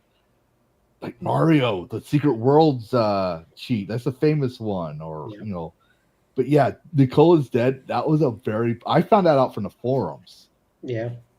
I was playing the game and I was just looking at the forums to see, what the fans were talking about, and someone ruined it for me because, like, they said, "Yeah, did you know if you look at all this?" And Nicole says, "Like, and I go look at all the chapters. And I did. I was on chapter 12, and I was like, "Well, I'll be fucking dead." It's pretty good. Yeah, I didn't find that out till like years later. I was like, "Well, damn." I wanted to mention Philip Morgan pointed this out. The animated films. Those are really interesting because I think it's the character of Strauss. You get a little bit of his backstory and sort of how his character is just fucked up, but it wasn't until I watched the films and you see what he felt like he had to do. It's like that is one character that I feel almost more sorry for than Isaac is what Strauss did, and just like, oh geez, this guy knows what he did, but he has to. He's either denying it or he doesn't realize, and it's like, he's just one guy out of so many. And I'm really happy with I haven't seen the second movie. I did see like the first movie. Did anyone play the Wii like side game? No, I haven't played the extras. I heard about it. No, I haven't. I know what you're talking about. Yeah, they made a Dead Space game on the Wii. I think it's like a rail shooter. Yeah. And there's also a mobile game. What's his name? One of my I know him. I keep wanting to say Commander, it's not him. It's a Freedom Fighter. He told me he's played all the Dead Space games. And he's including the mobile and the and so I was like, I need a Nintendo. I had to go Google after the stream. I had to Google. I was like, there was a mobile Dead Space. And here I am, the one that knows there are actually 5 Dragon Age games. And everybody's like, there's 5? Like, yeah. Those games came out during a time when a lot of devs did like mobile tie-in games, like, oh, here's what happened between these games or something. Stuff like that. It was a very interesting point in gaming. Yeah, or like with Facebook, what EA did or BioWare did with Dragon Age is they had a Facebook game. You could connect your game to your Facebook account or something like that, and you could unlock progress in gear. And it was to help build up to, I think it was supposed to help build you up to the events for Dragon Age 4, if I remember correctly. It was called Dragon Age Keep, is what it was. Yeah, okay. But so yeah, there's 5 games. I played Dragon Age 1, 2, 3, and Dragon Age Keep. I've never played the 4th one. Cause like when they said challenge the gods, like being big, like clearly, obviously, I'm huge on dragons, so I would be big on Dragon Age. And they said challenge the gods, like they just tossed out the lore because they tell you in the first one the whole reason for the whole blight and everything. The dark spawn is they challenged the gods and entered the city. Yeah, the gods welcomed in, but the Maker let them because they were tainted. That's because you see a Corpheus. He says, "I was in the Golden City, and the throne was empty," meaning that there was no Maker. I'm like, well, then it lets you decide for yourself what happened, right? But I'm like, first off, he's a dark spawn, so you can't tell if he's lying. But second off, if he saw the chair, that means their Maker is there. He doesn't mean that he's dead. He's just not in that room. I'm not going to be in a room with someone that's trespassing on my property. I'm not going to welcome him in. No, I'm going to curse them and make them into monsters. That's what I would do. Fair enough. Yeah. So since I never actually answered your question about do I think Dead Space will be good, for me, there needs to be a few boxes of my own checked. Get as many of the original Visceral team as you can. You need to convey to EA to not fuck with this development like they did with. I don't think Dead Space 3 was bad. I think there were bad things put into it, but the game, you take away the bad things, Dead Space 3 is still a good game. No, But I think it's a solid game, and I know, playing it co-op makes it less scary because you're with someone else. But yeah, I disagree. Like, I was still like very scared. It's very frustrating playing with co-op. But oh shit, the game gets hard. Like for even if you're playing easy or normal mode, the game gets harder over time, especially with those freaking blue morphine whatever. Like they're vibrating all over the place. Yeah. Those ones. I died 3 times doing one of the missions last night because there was just a swarm of those guys, and none of my guns, even though they were upgraded, worked. They shredded through my armor. My armor was worthless. Damn. Like it was impossible. Like I love that, right? I had a love-hate relationship with the weapons customizability. I like customizing my weapons. I like making my own weapons. But I remember playing in one thing, I was like, man, I wish I had the fucking flamethrower. Like, give me back my the weapon customization was really tough. I'd be more for just some pre-made guns. I'll be honest. I made a really awesome. My buddy and I, we both came to the same conclusion. We made I think it was like the sniper rifle type gun on top, and then we put the minigun on the bottom, and one of us had acid and the other had fire or incendiary. And yeah, we pretty much was like, hey, we solved Dead Space 3. Let's go. Yeah. But that's my thing is there needs to be this understanding, and it needs. Executives love to do this crap. They'll start at the beginning, say, yes, we're going to let you do your game. And then at the 80 or 90% point, then they step in and say, okay, now we're going to bring in the laundry. No, the only way you're going to sell me is a visceral, as much as they can, goes from start to finish, which I'm probably asking for the impossible. I don't care with EA. You proved that you are not trustworthy with a lot of stuff. The fact that Battlefield 6 happened the way it did, I am fucking blown away. So that's a diamond in the rough too. Yeah, it's like back to basics. Yeah, I mean, so if you basically tell them for Dead Space 4, it needs to be Dead Space 2, 2A. That's how you're going to sell me on that, is Dead Space 2A, but put a 4 on it. Otherwise, all your marketing, all your fluff, your CEO is going to come. When Randy Perchford came out, he was the quarterback for Borderlands 4. I was suspicious. I was like, motherfucker, you're not fooling me. You're trying to protect for something. If you get a bunch of CEOs, executives saying, this is going to be the best game ever. Nope. I'm not fooling for this crap. Oh yeah, I just wanted to point out that what the process you described of game devs of executives changing games partway through development. That's literally how Banjo-Kazooie Nuts and Bolts was made. It was going to be a traditional Banjo-Kazooie game originally. They even showed that in the teaser trailer. But Microsoft wanted to show their vehicle customization, so they reworked the entire game. Damn. But yet, all the levels are designed with traditional Banjo-Kazooie in mind. So it's crazy. Yeah. That's what happens. Anyways, idea fairy shows up. We didn't cover it, but just to mention what you're saying about the visceral. What if you just got the creator? Just the creator? No, it's got to be more than just because, the creator was part of Callisto, and Callisto failed. Yeah. But what I'm saying is he's because we didn't mention it. In fact, it says here in the article. In fact, he told IGN that there might be an opportunity following EA's $55 billion leverage buyout by a consortium of investors, and he's already making calls to see it come to fruition. Meaning, he's trying to see if he can get the game. You know what? Good on him. Good on him. Yeah. It shows that he cares about what he made and the project, and he wants to continue the legacy.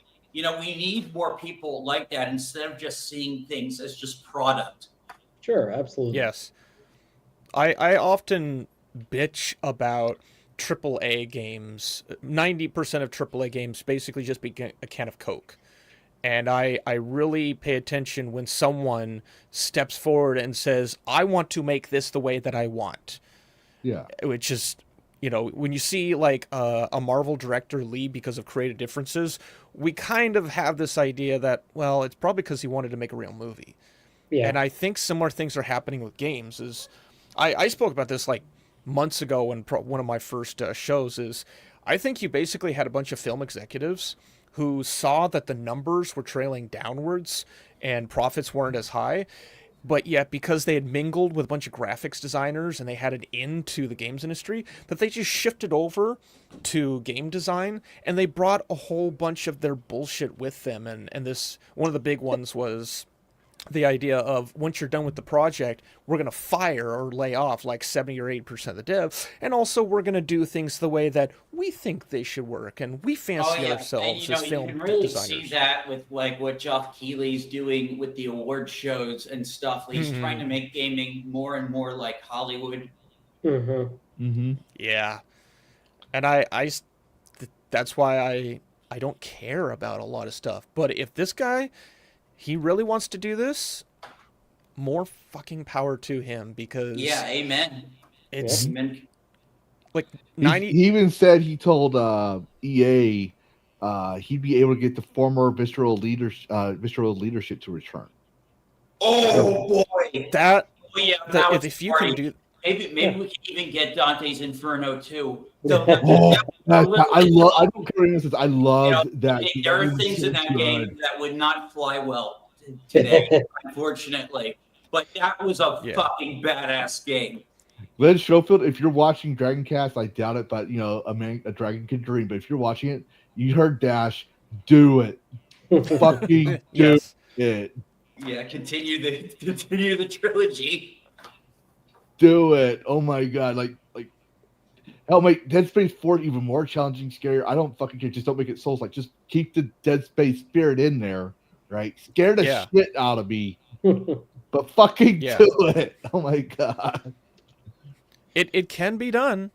You can make horror that doesn't involve a bunch of jump scares. I mean, jump scares have their place, but if like, I once played a game, I bought it for like $3. Everything was a jump scare. Opening the door, turning the corner. I literally put my review. There's a bunch of jump scares, right? But they're proper. They're proper jump that's scares. Fair. I'll give you that. Well, literally, I went game, to my Song of Horror by any chance? That game is like very unfair with the jump scares. I would, this one game I was playing, you literally like, you flipped the light switch and the light switch volume was at like 150 and it just like, it was jarring. It's like, this is uncomfortable. This is stupid. This isn't horror. This is just you ramping the volume up just because you think you're cool and edgy. So what was that one game? I forget the name of it, but they would mess with your volume settings and your controller and everything. I forget the name of it, but it was way back in the day. But when you're playing the game, sometimes it would lower your volume down, your actual volume down, or it would raise it up just to scare the shit out of you. Thinking that your TV was possessed or some shit. Now, back in the day when you didn't think they could do that, that was cool. Yeah, no, that was super meta stuff. Like, that's cool. Like Psycho Mantis and Metal Gear Solid. Like, oh, I can read your mind. Oh, stuff geez. like, yeah. Stuff like that was super meta and cool. Ah, I see you like Castlevania. Yeah. So you. Like I did not play Castlevania. Doki Doki. I watched Chris Chappell. He has like 3 channels. He does China Uncensored, America Uncovered, and Gamers Unbeaten. He played Doki Doki, and yeah, that's a game that will mess with you, most certainly. Yeah, I've seen people play. Oh yeah, them, have like, any of you guys played Eternal Darkness? Oh, I've heard of it. Yeah. Oh, I played it for one of my Halloween horror events I do every October. It was amazing. Like the game actually will when your sanity meter is low, like the TV it'll pretend like the game will pretend to glitch out or the TV will turn off and it's actually just the game messing with you. Oh wow. That's I didn't watch the full stream of it because I wanted to play the game, but Madam Savvy actually played a game last year for Halloween, I think it was, that Erudite told her about. It waits in the deep. You're playing on an oil field from the 1970s in the United Kingdom. Oh, That like was cool. like an Oil Do I rig out in have the that? ocean. Still, is it Still Waits? I think I know. Hang on. Yeah, Still Waits in the I Deep got- or something like that. Yeah, it's a Lovecraft game. Yeah, that game looks so cool. And like, Yep. Oh, They can came out someone with the- there was- link it to me? I love Lovecraft games. I will link it. One moment. Actually, they came out with like an expansion a few months ago. I will put it in the private chat. I played a little bit of it, and right about where like stuff starts happening, I was like, "Ooh, this is good." I have this game on my wish list. I bet it'll go on sale towards the end of October. Maybe that'll be a good time to pick it up.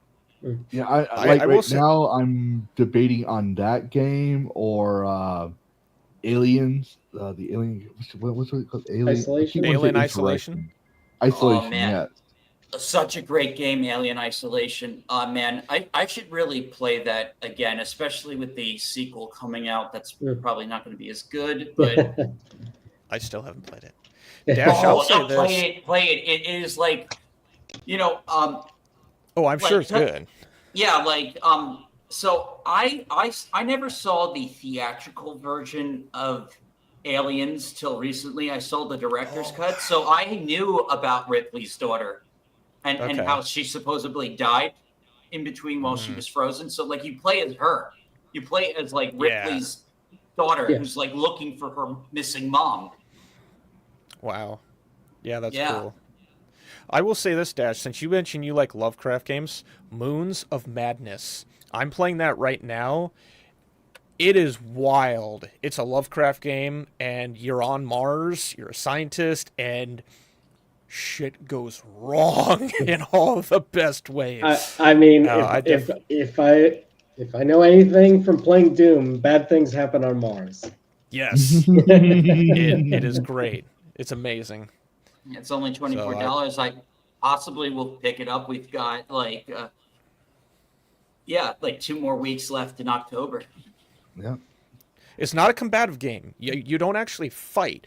You just run and survive, basically, and deal with little puzzles and stuff. But it's a psychologically interesting horror game. I try and pick up like tons of like Lovecraft type of games.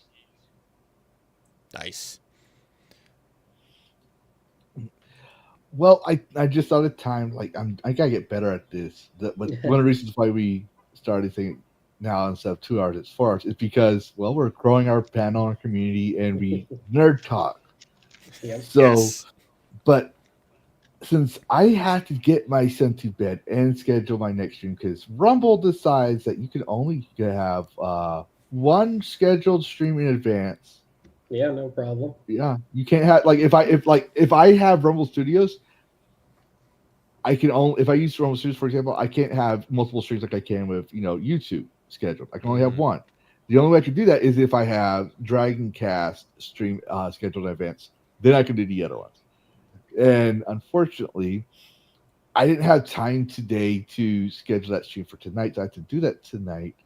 But before we start saying our goodbyes, it's going to be one of those days where I'm going to say, as long as the panels like you, Character and Dash are good, we're probably going to be doing 4-hour scheduling for 4 hours. If we go early, if we get done earlier, fine.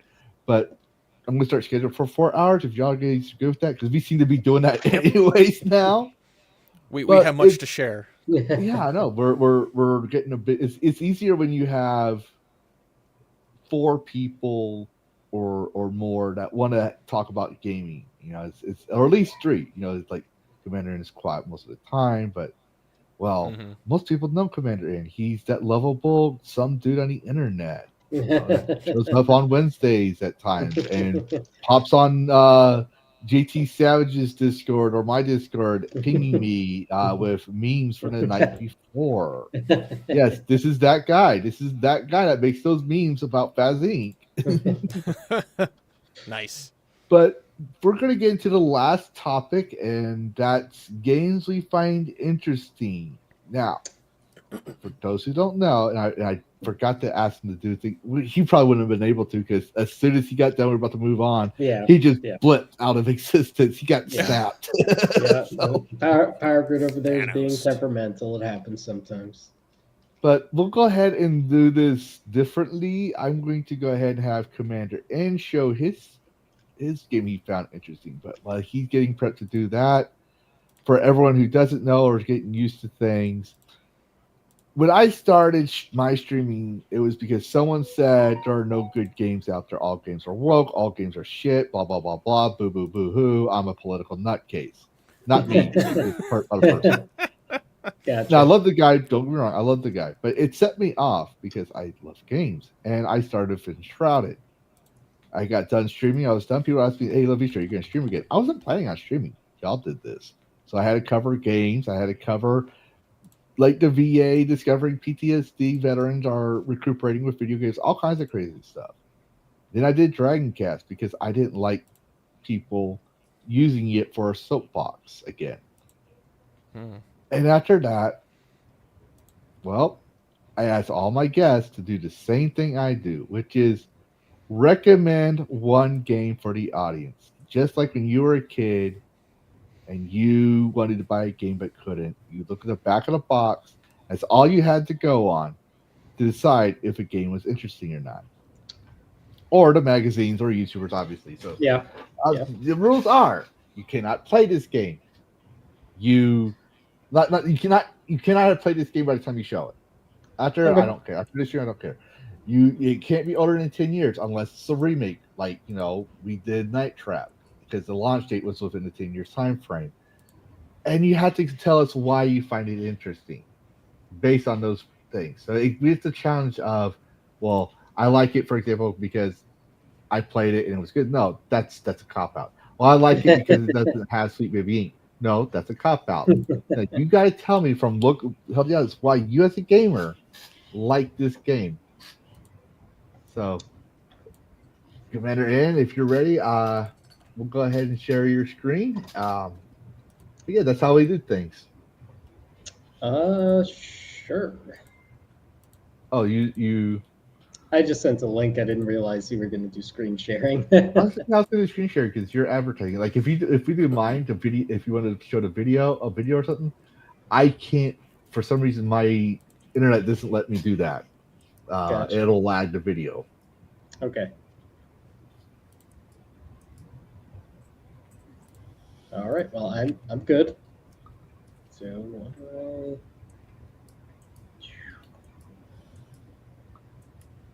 Oh, Real Wade Gaming. Really? Hello. Hey, Wade. You finally figured out Dark Forces 1 game? Oh, wow. That's a relic of a game. Nice. Mm-hmm. I might have been talking with him about this. It was that game, or it was another game that he was trying to figure out how to use controller on, even though I think it was like keyboard built or something like that. So what's this game you're showing us, Commander N? All right. Who's played FTL before? I have. Mm-hmm. This is FTL, but basically Warhammer 40K, but not like it's not branded by Games Workshop, but basically it's dark sci-fi fantasy thing, FTL. And I think that's really, really cool because FTL was a really cool, unique game. So let's see. It is. Pull up screenshots. So you can see it's like FTL. You got crew members, different weapons, the ships. Oh, wow. Nice. And I heard about it a while back. There's a demo on Steam. So, I'll probably check that out at some point. But yeah, you go around on a world map with some randomized stuff like an FTL. From my understanding, what I've looked into it is like they do a little more emphasis on boarding because that was like a thing that you could do in FTL, but like the different crew members have different skills and stuff in this game apparently. So you can really, I think, actually like hardcore go into boarding, sending in proper boarders. You apparently can pick up loot off of other ships to augment your crew members, and that seems pretty cool to me. Like FTL is really the only game like that I've ever played. So to see something new, I think that's pretty neat. Mm-hmm. Awesome. Nice. Yeah, I'm gonna add that to mine and see if I We're gonna have to do that too. I'm writing it down right now. Void War. There's a demo. Yeah, there's a demo. So, and that's one thing I'll say as a plus on my end. Like, is for me, if the game has a demo, like I used to love back in the day with Xbox, you just bring your memory card to Walmart and you just put it in the little controller thing and you get a free demo. Or if you had PlayStation Magazine or Xbox Magazine, OXM, there's discs with demos. There's a little disc in there that you would play.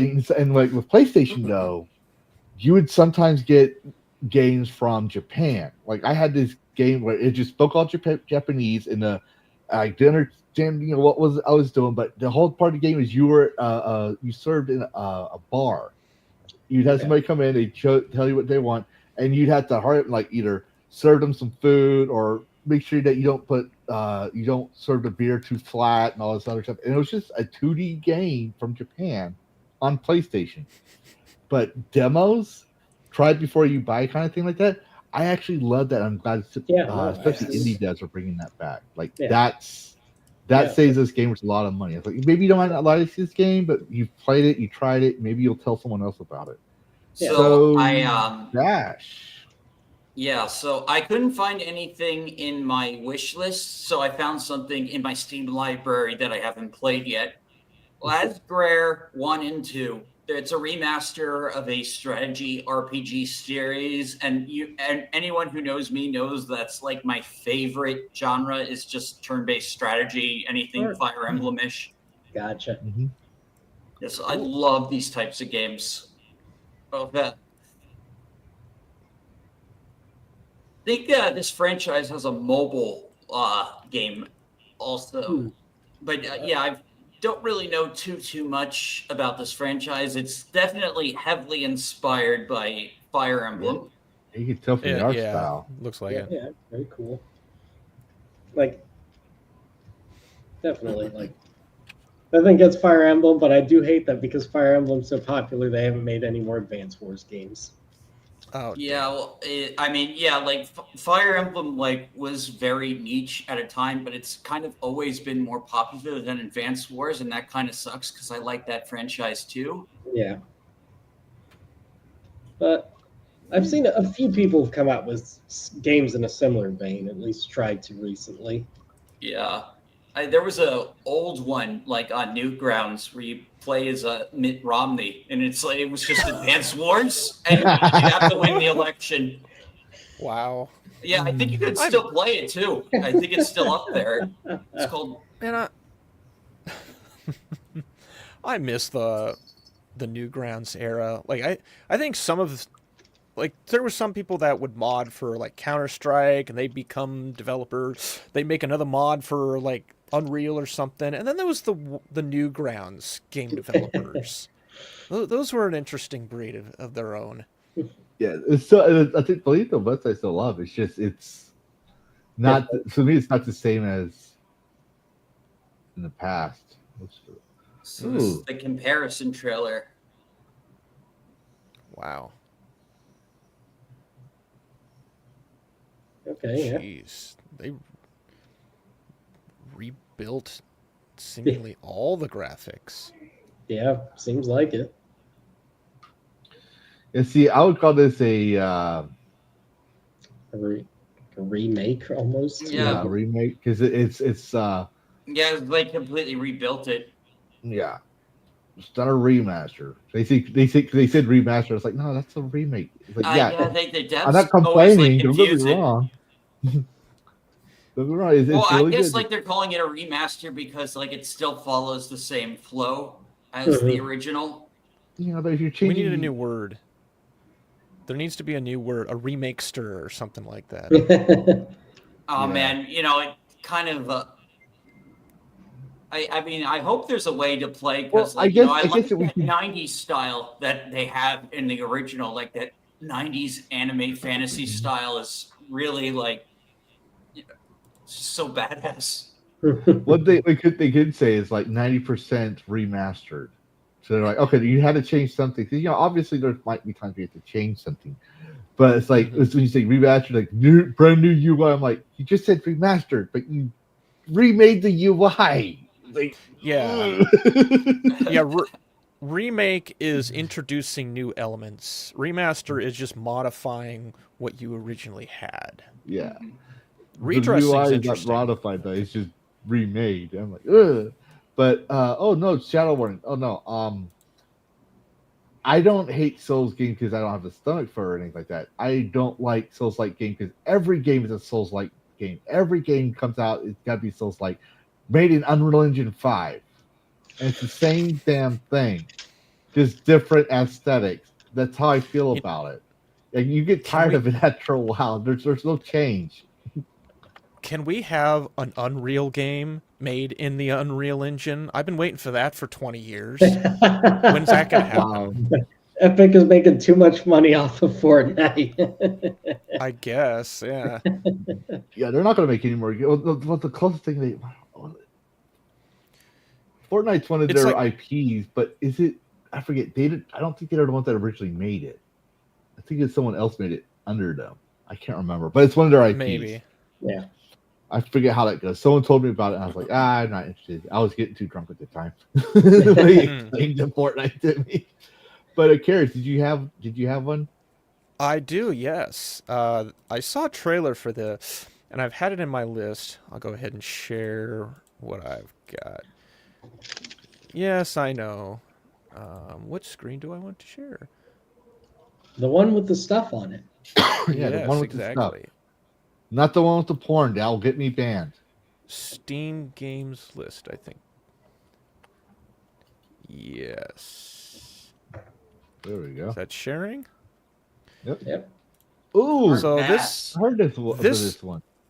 This reminds me, there was a game that came out a few years ago called Necrosis, which is another game. It's a kind of Lovecrafty-ish, but is it not loading properly? Yeah, okay. So this reminds me of Necrosis, which you're a diver and you're retelling your story. And I won't spoil it. It's not a terribly long game, but it has a really interesting twist. And so that kind of underwater, claustrophobic type of storytelling, I guess that's why I like Subnautica so much. Subnautica's a fun time. What's that? I said Subnautica was a fun time. Yes. Oh boy, a lot of years in that. So I saw the trailer for this, and I thought it was interesting. Unreal 5. Of course. Well, I won't be able to play this game. I'll lose my shit.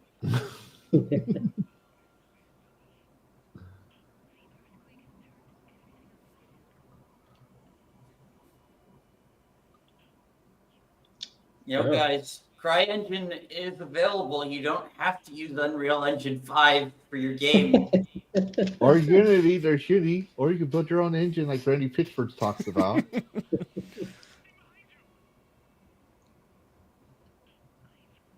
Yeah, I mean, I'd be a little freaked out if I found a house at the bottom of the ocean.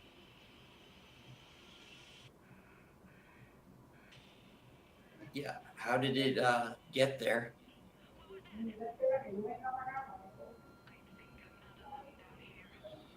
Well, see, they were transporting on the Titanic, and when the ship sank, it just fell out of the cargo hold. All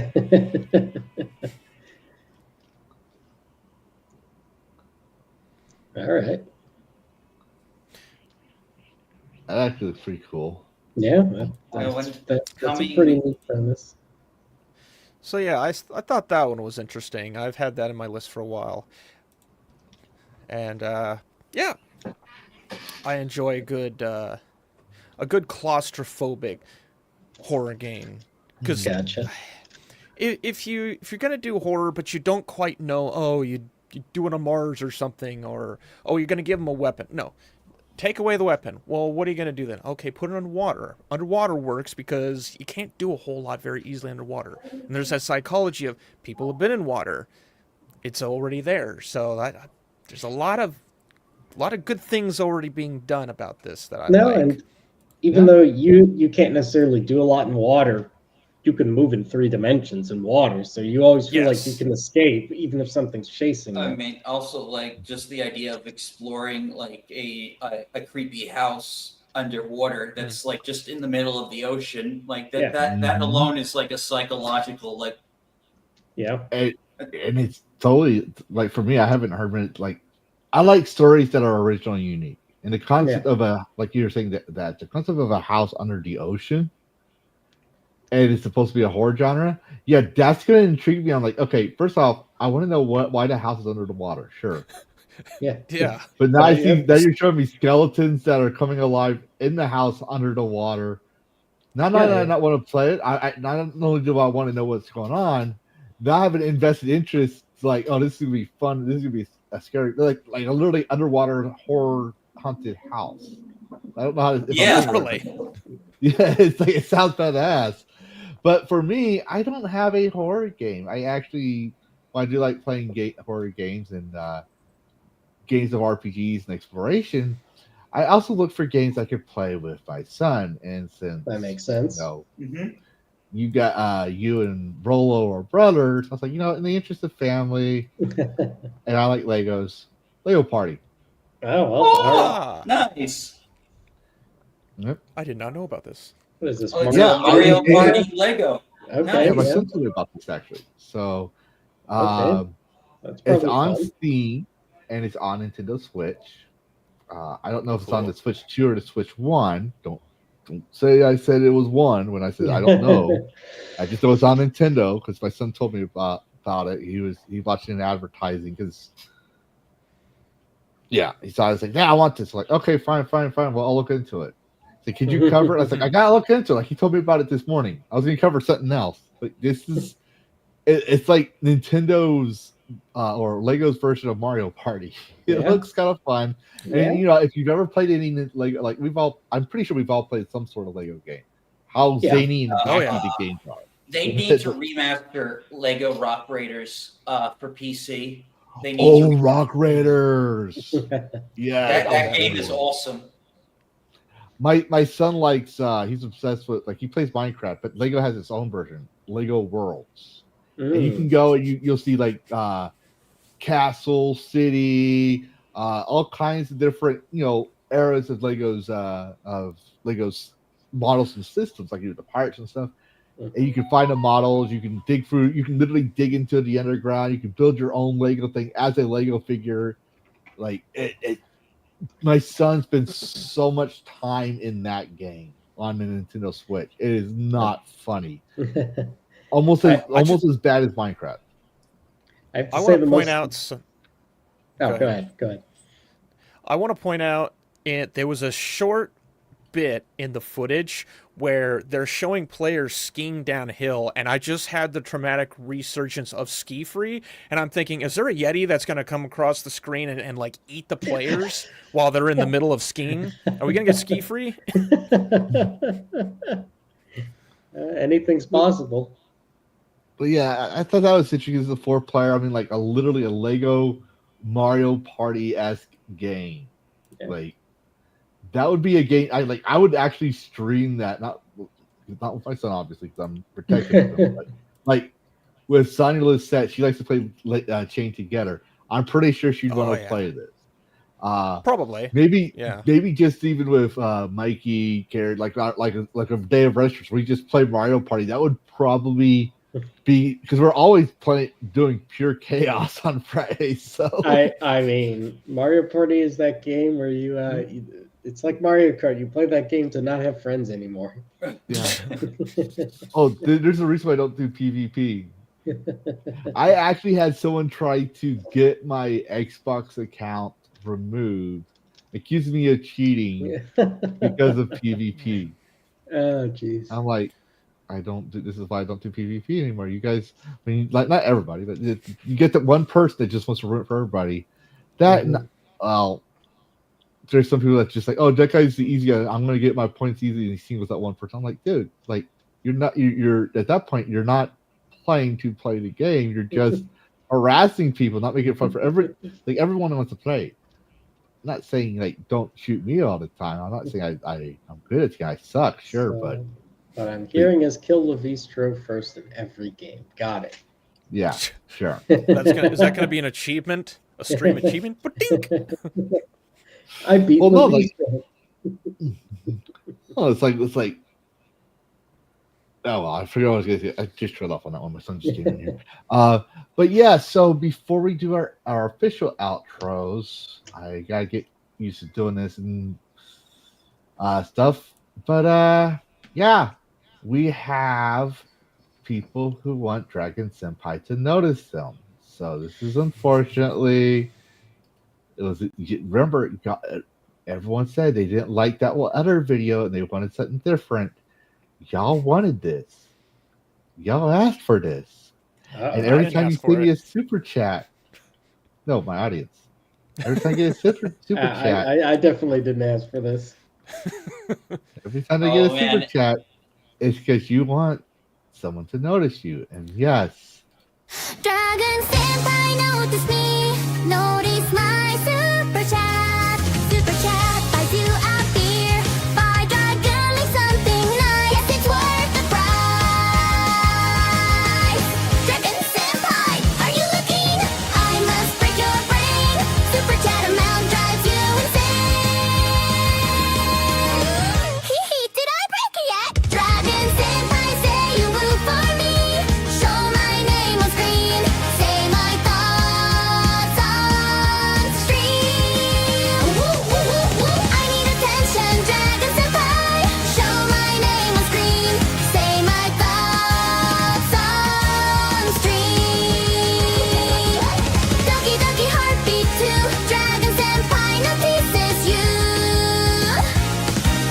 Dragon Senpai notices you. so y'all want me to bring money back, or are you okay with this one for a while? Because I'm also doing this because everybody kept sending me hundreds and hundreds of dollars on Rumble back in the day, breaking my brain. They knew they would break my brain, so they did it anyways. So this is just payback. And I could tell from all of y'all were cringing out. While this was playing, I looked up Elias Tufexis, the voice of Adam Jensen, actually has a cameo. I'm going to pay him money, and I'm going to write a little script just for this. So he talks about, like, Lavistro said this, I never asked for that. I'm going to pay him. I'm going to write something up, and you can add this as part of that. I'm totally going to do that. That'd be awesome. Adam Jensen's going to make something in regards to this stream saying, I never asked for this. Apparently, I didn't ask for it either. But we got one super chat from DJ for $50. And I think this is why he said, he's like, I'm going to start some shit now, because like that's another reason why I do this. Is to get pick on him. Because he's always sending me money. I can't make a reference to send someone back to something. I truly tried, but Dash is terrible, I guess. I guess? You don't sound sure of that. Yeah, am I terrible? This is DJ. He is always like this. But thank you for your donation. Yes, Dragon Senpai notices you. Like, I mean, I guess Dash is not as terrible. You're not sure though, but you're not sure. I mean, there's enough reasonable doubt. The jury's still out. But that's DJ for you. He's always roasting terrible or something. Stop asking me, Baka. Yeah. Like I said, that's DJ. Like sometimes he'll make fun like, oh, I'm Lavistro. I have a broken brain. I'm fucking retarded. I have a brain injury. Oh, that's just how he is. He's just pure chaos. I have fixed it. Like I have to deal with the cartoon gentleman's bullshit like every Friday. And remember, everyone, never forget that Kaio tried to tell Lavistro, why don't you just use mouse and keyboard? Oh yeah, no, that's yeah. Oh, I fell for that as well. I did like 15 playthroughs of Nier Automata, and it wasn't until like the 8th playthrough that I finally switched to a controller because my audience is like, "What's wrong with you?" Yeah, no, like Kyle was saying, it's like, I'm sorry I asked. Like he was actually sorry. It's like because I have nerve damage, I can't play. It's like, oh yeah, I forgot. I forgot. Why do you think I suck at walking around a demonologist? like when we missed that ghost in the hospital, it was it wasn't because I was a triple A. My hands were started shaking at the wrong time, and we missed by that much. Just Damn. a little bit by a pixel. Oh, but anyways, it's been great having everyone on. Commander N, thanks for coming. Obviously, we played together. Looking forward for more memes next week. Yes. But why don't we go around the room, starting with Commander N, what you got going on, and obviously where people can find you. You can find me with Lavistro and crew on Faz Inc. when it's an intern week, which is when at this point I think it's whenever Zaku just doesn't feel like playing. I'll take the day out tomorrow so you can play. not tomorrow, Wednesday. How's that? Nah, people need to see the dragon. The dragon is the most important part. All Zaku does is get drunk and steal the quad launcher. But otherwise, I am, if you're into tabletop gaming, I am on a channel called Moon Skull on Fridays. I'm part of a TTRPG campaign there called Strange Aeons. Another tabletop gaming channel I'm with is called Tales from the Dragon's Tavern. I didn't bring any links. I'm sorry, guys. I'm terrible. Hold on a sec. Did you say Strange Eons? Like, yeah, Strange Aeons. Oh, well, that's cool. Oh, do you watch? I have watched a little bit of Strange Eons coverage of stuff. She does some fantastic. I'm sorry. No, that's just the name of a show. Oh, okay. TTRPG campaign. Yeah. But anyway, another TTRPG channel I'm on is called Dragon's Tavern. We did it was a Lord of the Rings campaign that a lot of people really enjoyed. If that's your thing, and I think Rings of Power is terrible, you should watch us instead. Otherwise, I'm with my brother on his channel, Puerto Rican Pistolero. Obviously, he was here earlier, but Puerto Rico's third world power grid unfortunately got to him, so I just got to go for him in his stead. Mm-hmm. And also, go ahead. I'm sorry, I thought you were done. my earphones are starting to go, so I got to charge them again. Damn. But yeah. So thanks for coming, Commander N, and tell your bro thanks for coming too. Yeah. I personally had a lot of fun. I think my audience did as well. I think we handled the politics to a minimum very good. So clearly everyone's got their own politics, and that's fine. But I think all purple dragons should be banned. Yeah. Spyro was awesome. Just purple? Just purple. For no particular reason whatsoever. No particular reason at all. It's not like I've done anything to you at all. It's not like I tried to humiliate and emasculate you and Phasmophobia and demonologist at all. Never done that to an intern at all. Never. But yeah, Karrus, why don't you go next? What you got going on and where people can find you? You can find me at Karrus Game on YouTube, and I wanted to do a stream where I go through a bunch of indie demos, but I didn't do that because I got busy. So I'm hoping to actually tonight. I've got a list of games, one that was actually given to me by a developer, and I'm going to go through. They're all like spooky horror game. I'm going to play a bunch of horror films. Yeah, that makes sense. Yeah, I'm just going to go through a bunch of indie games that I thought were interesting. I'm not going to list them here just because there's a lot. But they're mostly demos, and yeah, it's October. I've been so busy, I haven't really had time to do the streaming that I've wanted. I've done like little things here and there, but it's like I want time to do and play what I want. So now this weekend I've actually got that. So that is going to be my next English. It's kind of hard sometimes. That's going to be my next stream. I'm going to be showcasing a bunch of horror indie demos that don't really get played or noticed by a bunch of people, because I find those interesting. Awesome. Yes, we should definitely give these some shout outs, especially as this, even from the big to the small, we should all help the indies out. But yeah, looking forward to that. What Sorry, my son was talking. All right, sorry about that. Dash Tech, what you got going on? Where people can find you? Yeah, so you can find me on YouTube, Rumble, and X, and I currently want to play more of Digimon Time Stranger. I was wondering, like, I wanted to like possibly like do it tonight. I probably will probably just take a break because like we did go for a long time, so I'll be playing that tomorrow again, and I'm really looking forward to it because that game is fucking awesome. Mm-hmm. He also helped doing the Old White Road. Oh, yep. I got every Friday we do that, and the gentleman takes care of the guests or like his mentor who runs things by the scenes. The guy we don't talk about. He who should not be named. Voldemort. Yeah. Oh, also, I'm going to be playing. Sonic Racing with the guy who was on my channel last night, Necker Boy. Oh yeah. Yeah. Cool. We're gonna play Sonic Racing together on Wednesday. Sonia, you need to play that. I got fixated. Also, I think Tormented Souls comes out this Thursday, so I know that game. Why do I know that? Tormented Souls 2, yeah, it's the Resident Evil Silent Hill-like game.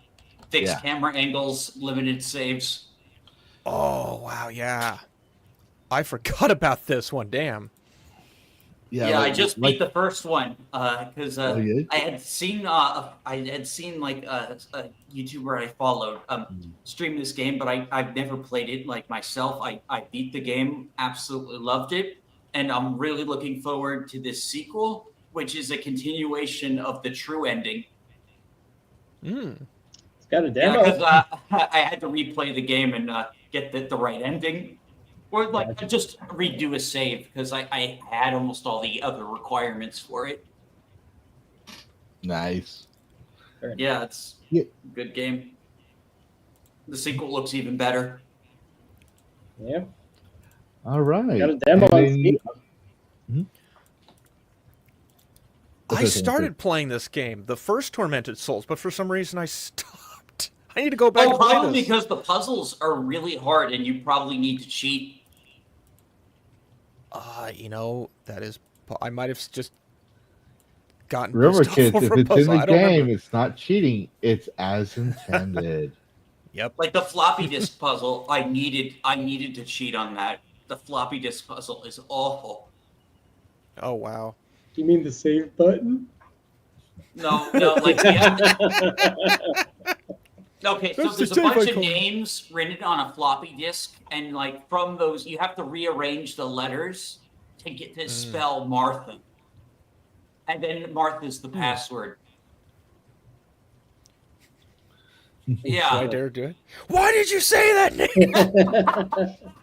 All right, so we can wrap things up.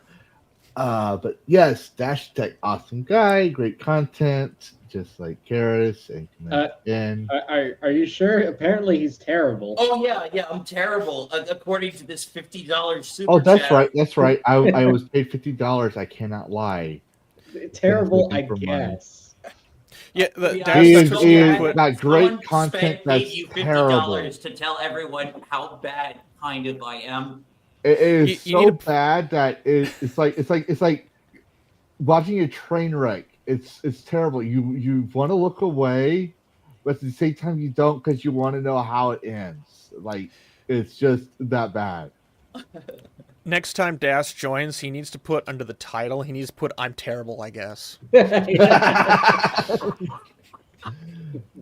But all right, I'm gonna wrap my things up so we can wrap this up. But yeah, it was great having y'all on, Commander N. Yeah, for sure. He's more than welcome to come by anytime if you want. Just let me know, and if I'm free, for sure. Yeah, like you have the keys to come in here, and if I want you in here, I put you in here. Like it's literally how we do these things. But anyways, so I can show up uninvited. Neat. Yeah, you just won't be on the stream unless I want you on the stream. If I like fuck Commander and he's fucking made that meme. He would give me the look Maybe he when looks I like a wanted fucking to speak idiot. at Faz Inc. I don't want to be here.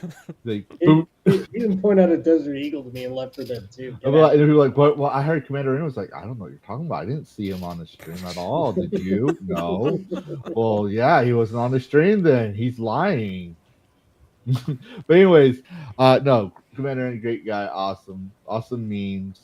Like, if you ever want to know, like, you don't want to watch the live stream, but you want to know what happens with Kyle, Zaber, and all of us, he's always showing, like, previously on Faz Inc. in a meme formation, which are fun, actually. He just captures the essence of the chaos. I don't know what made him start doing that, but you've been doing that with us for, oh my god, like since we started Faz Inc. Like shortly after we started, you started doing that stuff.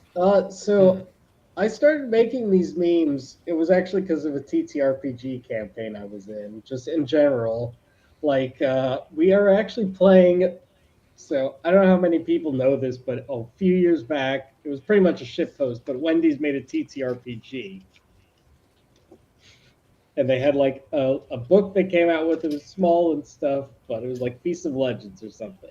And a bunch of people, friends and I, we wanted to try it out. And then it was just such shenanigans that I was like, man, I should make a version of those memes that are like, here's a bunch of pictures. It's like, here's what happened in this movie so that people who've seen it know what happens, but other people will watch and be like, I don't know what happens. I started doing that with like sessions of RPG campaigns I did, and people enjoyed it, and I've kind of been doing that since for a few things. Yep, and they're funny. Like I actually like somebody's like, he's calling out Lavistro. I'm like, actually no, it's actually fun. It's like, I can't be mad at this. I'm actually impressed. But for me, I'm going to be doing Dead Space tonight. Hopefully, was supposed to have a expose out. The visuals are done, but I found out my script was messed up, so I had to fix my script. Been there. Brain injury, mixed things up, so therefore a source for one area was used as a source for another area of my topic, and so I gotta fix that. Other than that, I think Dead Space 3 will be the last stream tonight for Dead Space 3, completing the series for us. And I'm thinking Alien Isolation. I'm not 100% sure yet. Ooh. Obviously, Faz Inc. on Wednesdays and the red shirts on Fridays, if everyone is linked in for us on that one. Next DragonCast will not be on Saturday. It will be on Sunday, same time, 5 p.m. Central, 6 p.m. Eastern. And we're going to have Sheep Cityan and Horror Armada coming on the stream. So if you like those two or know who those are, stop on by. But yeah, we have quite a few Will Lavistro be on the next DragonCast? Will I be on the next DragonCast? I hope. I certainly hope so too. Who's going to start the show? Then I don't know if I want to watch it. Here's a seed to plant in, like, for an April Fool's. You need to go through and do the intro and have, like, not even acknowledge anything, just have Dash host or someone else host and do a whole complete different intro. Just like pretend like everything's always been normal, but Lavistro is just conveniently gone. Lavistro was actually a cat. Even though like you're like there, and then 15 minutes will go by, and suddenly you'll just pop in. They'll be like, "Oh, hey guys, happy April Fools! I was here." Oh, I even better. I'll make it. I'll do the thumbnail as DragonCast. The background will still be DragonCast, but I'll make it intro, right? And the intro will be dash cast. Yes. Yeah. There you go. All right. Now I'll have 3 shows. So he's like, I took over his show. I am now. I look at me. I am the Lavistro now, and I just pop it later. I'm like, what the fuck did you just say? Oh. All right, but yeah, it was great having y'all on, and wow, it's gonna be total 4 hours, anyways. But nice. Yeah, I think we did great. This is Lavistro with the crew from DragonCast, Commander and Rollo. saying happy gaming and play the games your way, the way you fucking want. Yep. Yep, absolutely. Bye, everybody. Take care, everyone. Bye. Good night.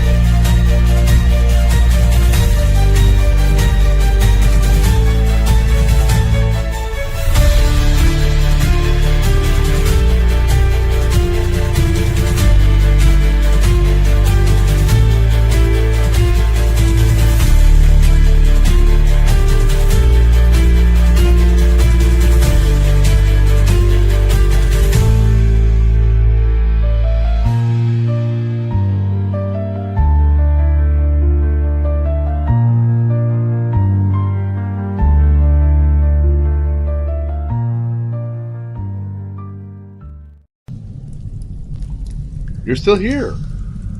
What? You thought there'd be a post-credit scene or something? This isn't a Disney movie. Show's over.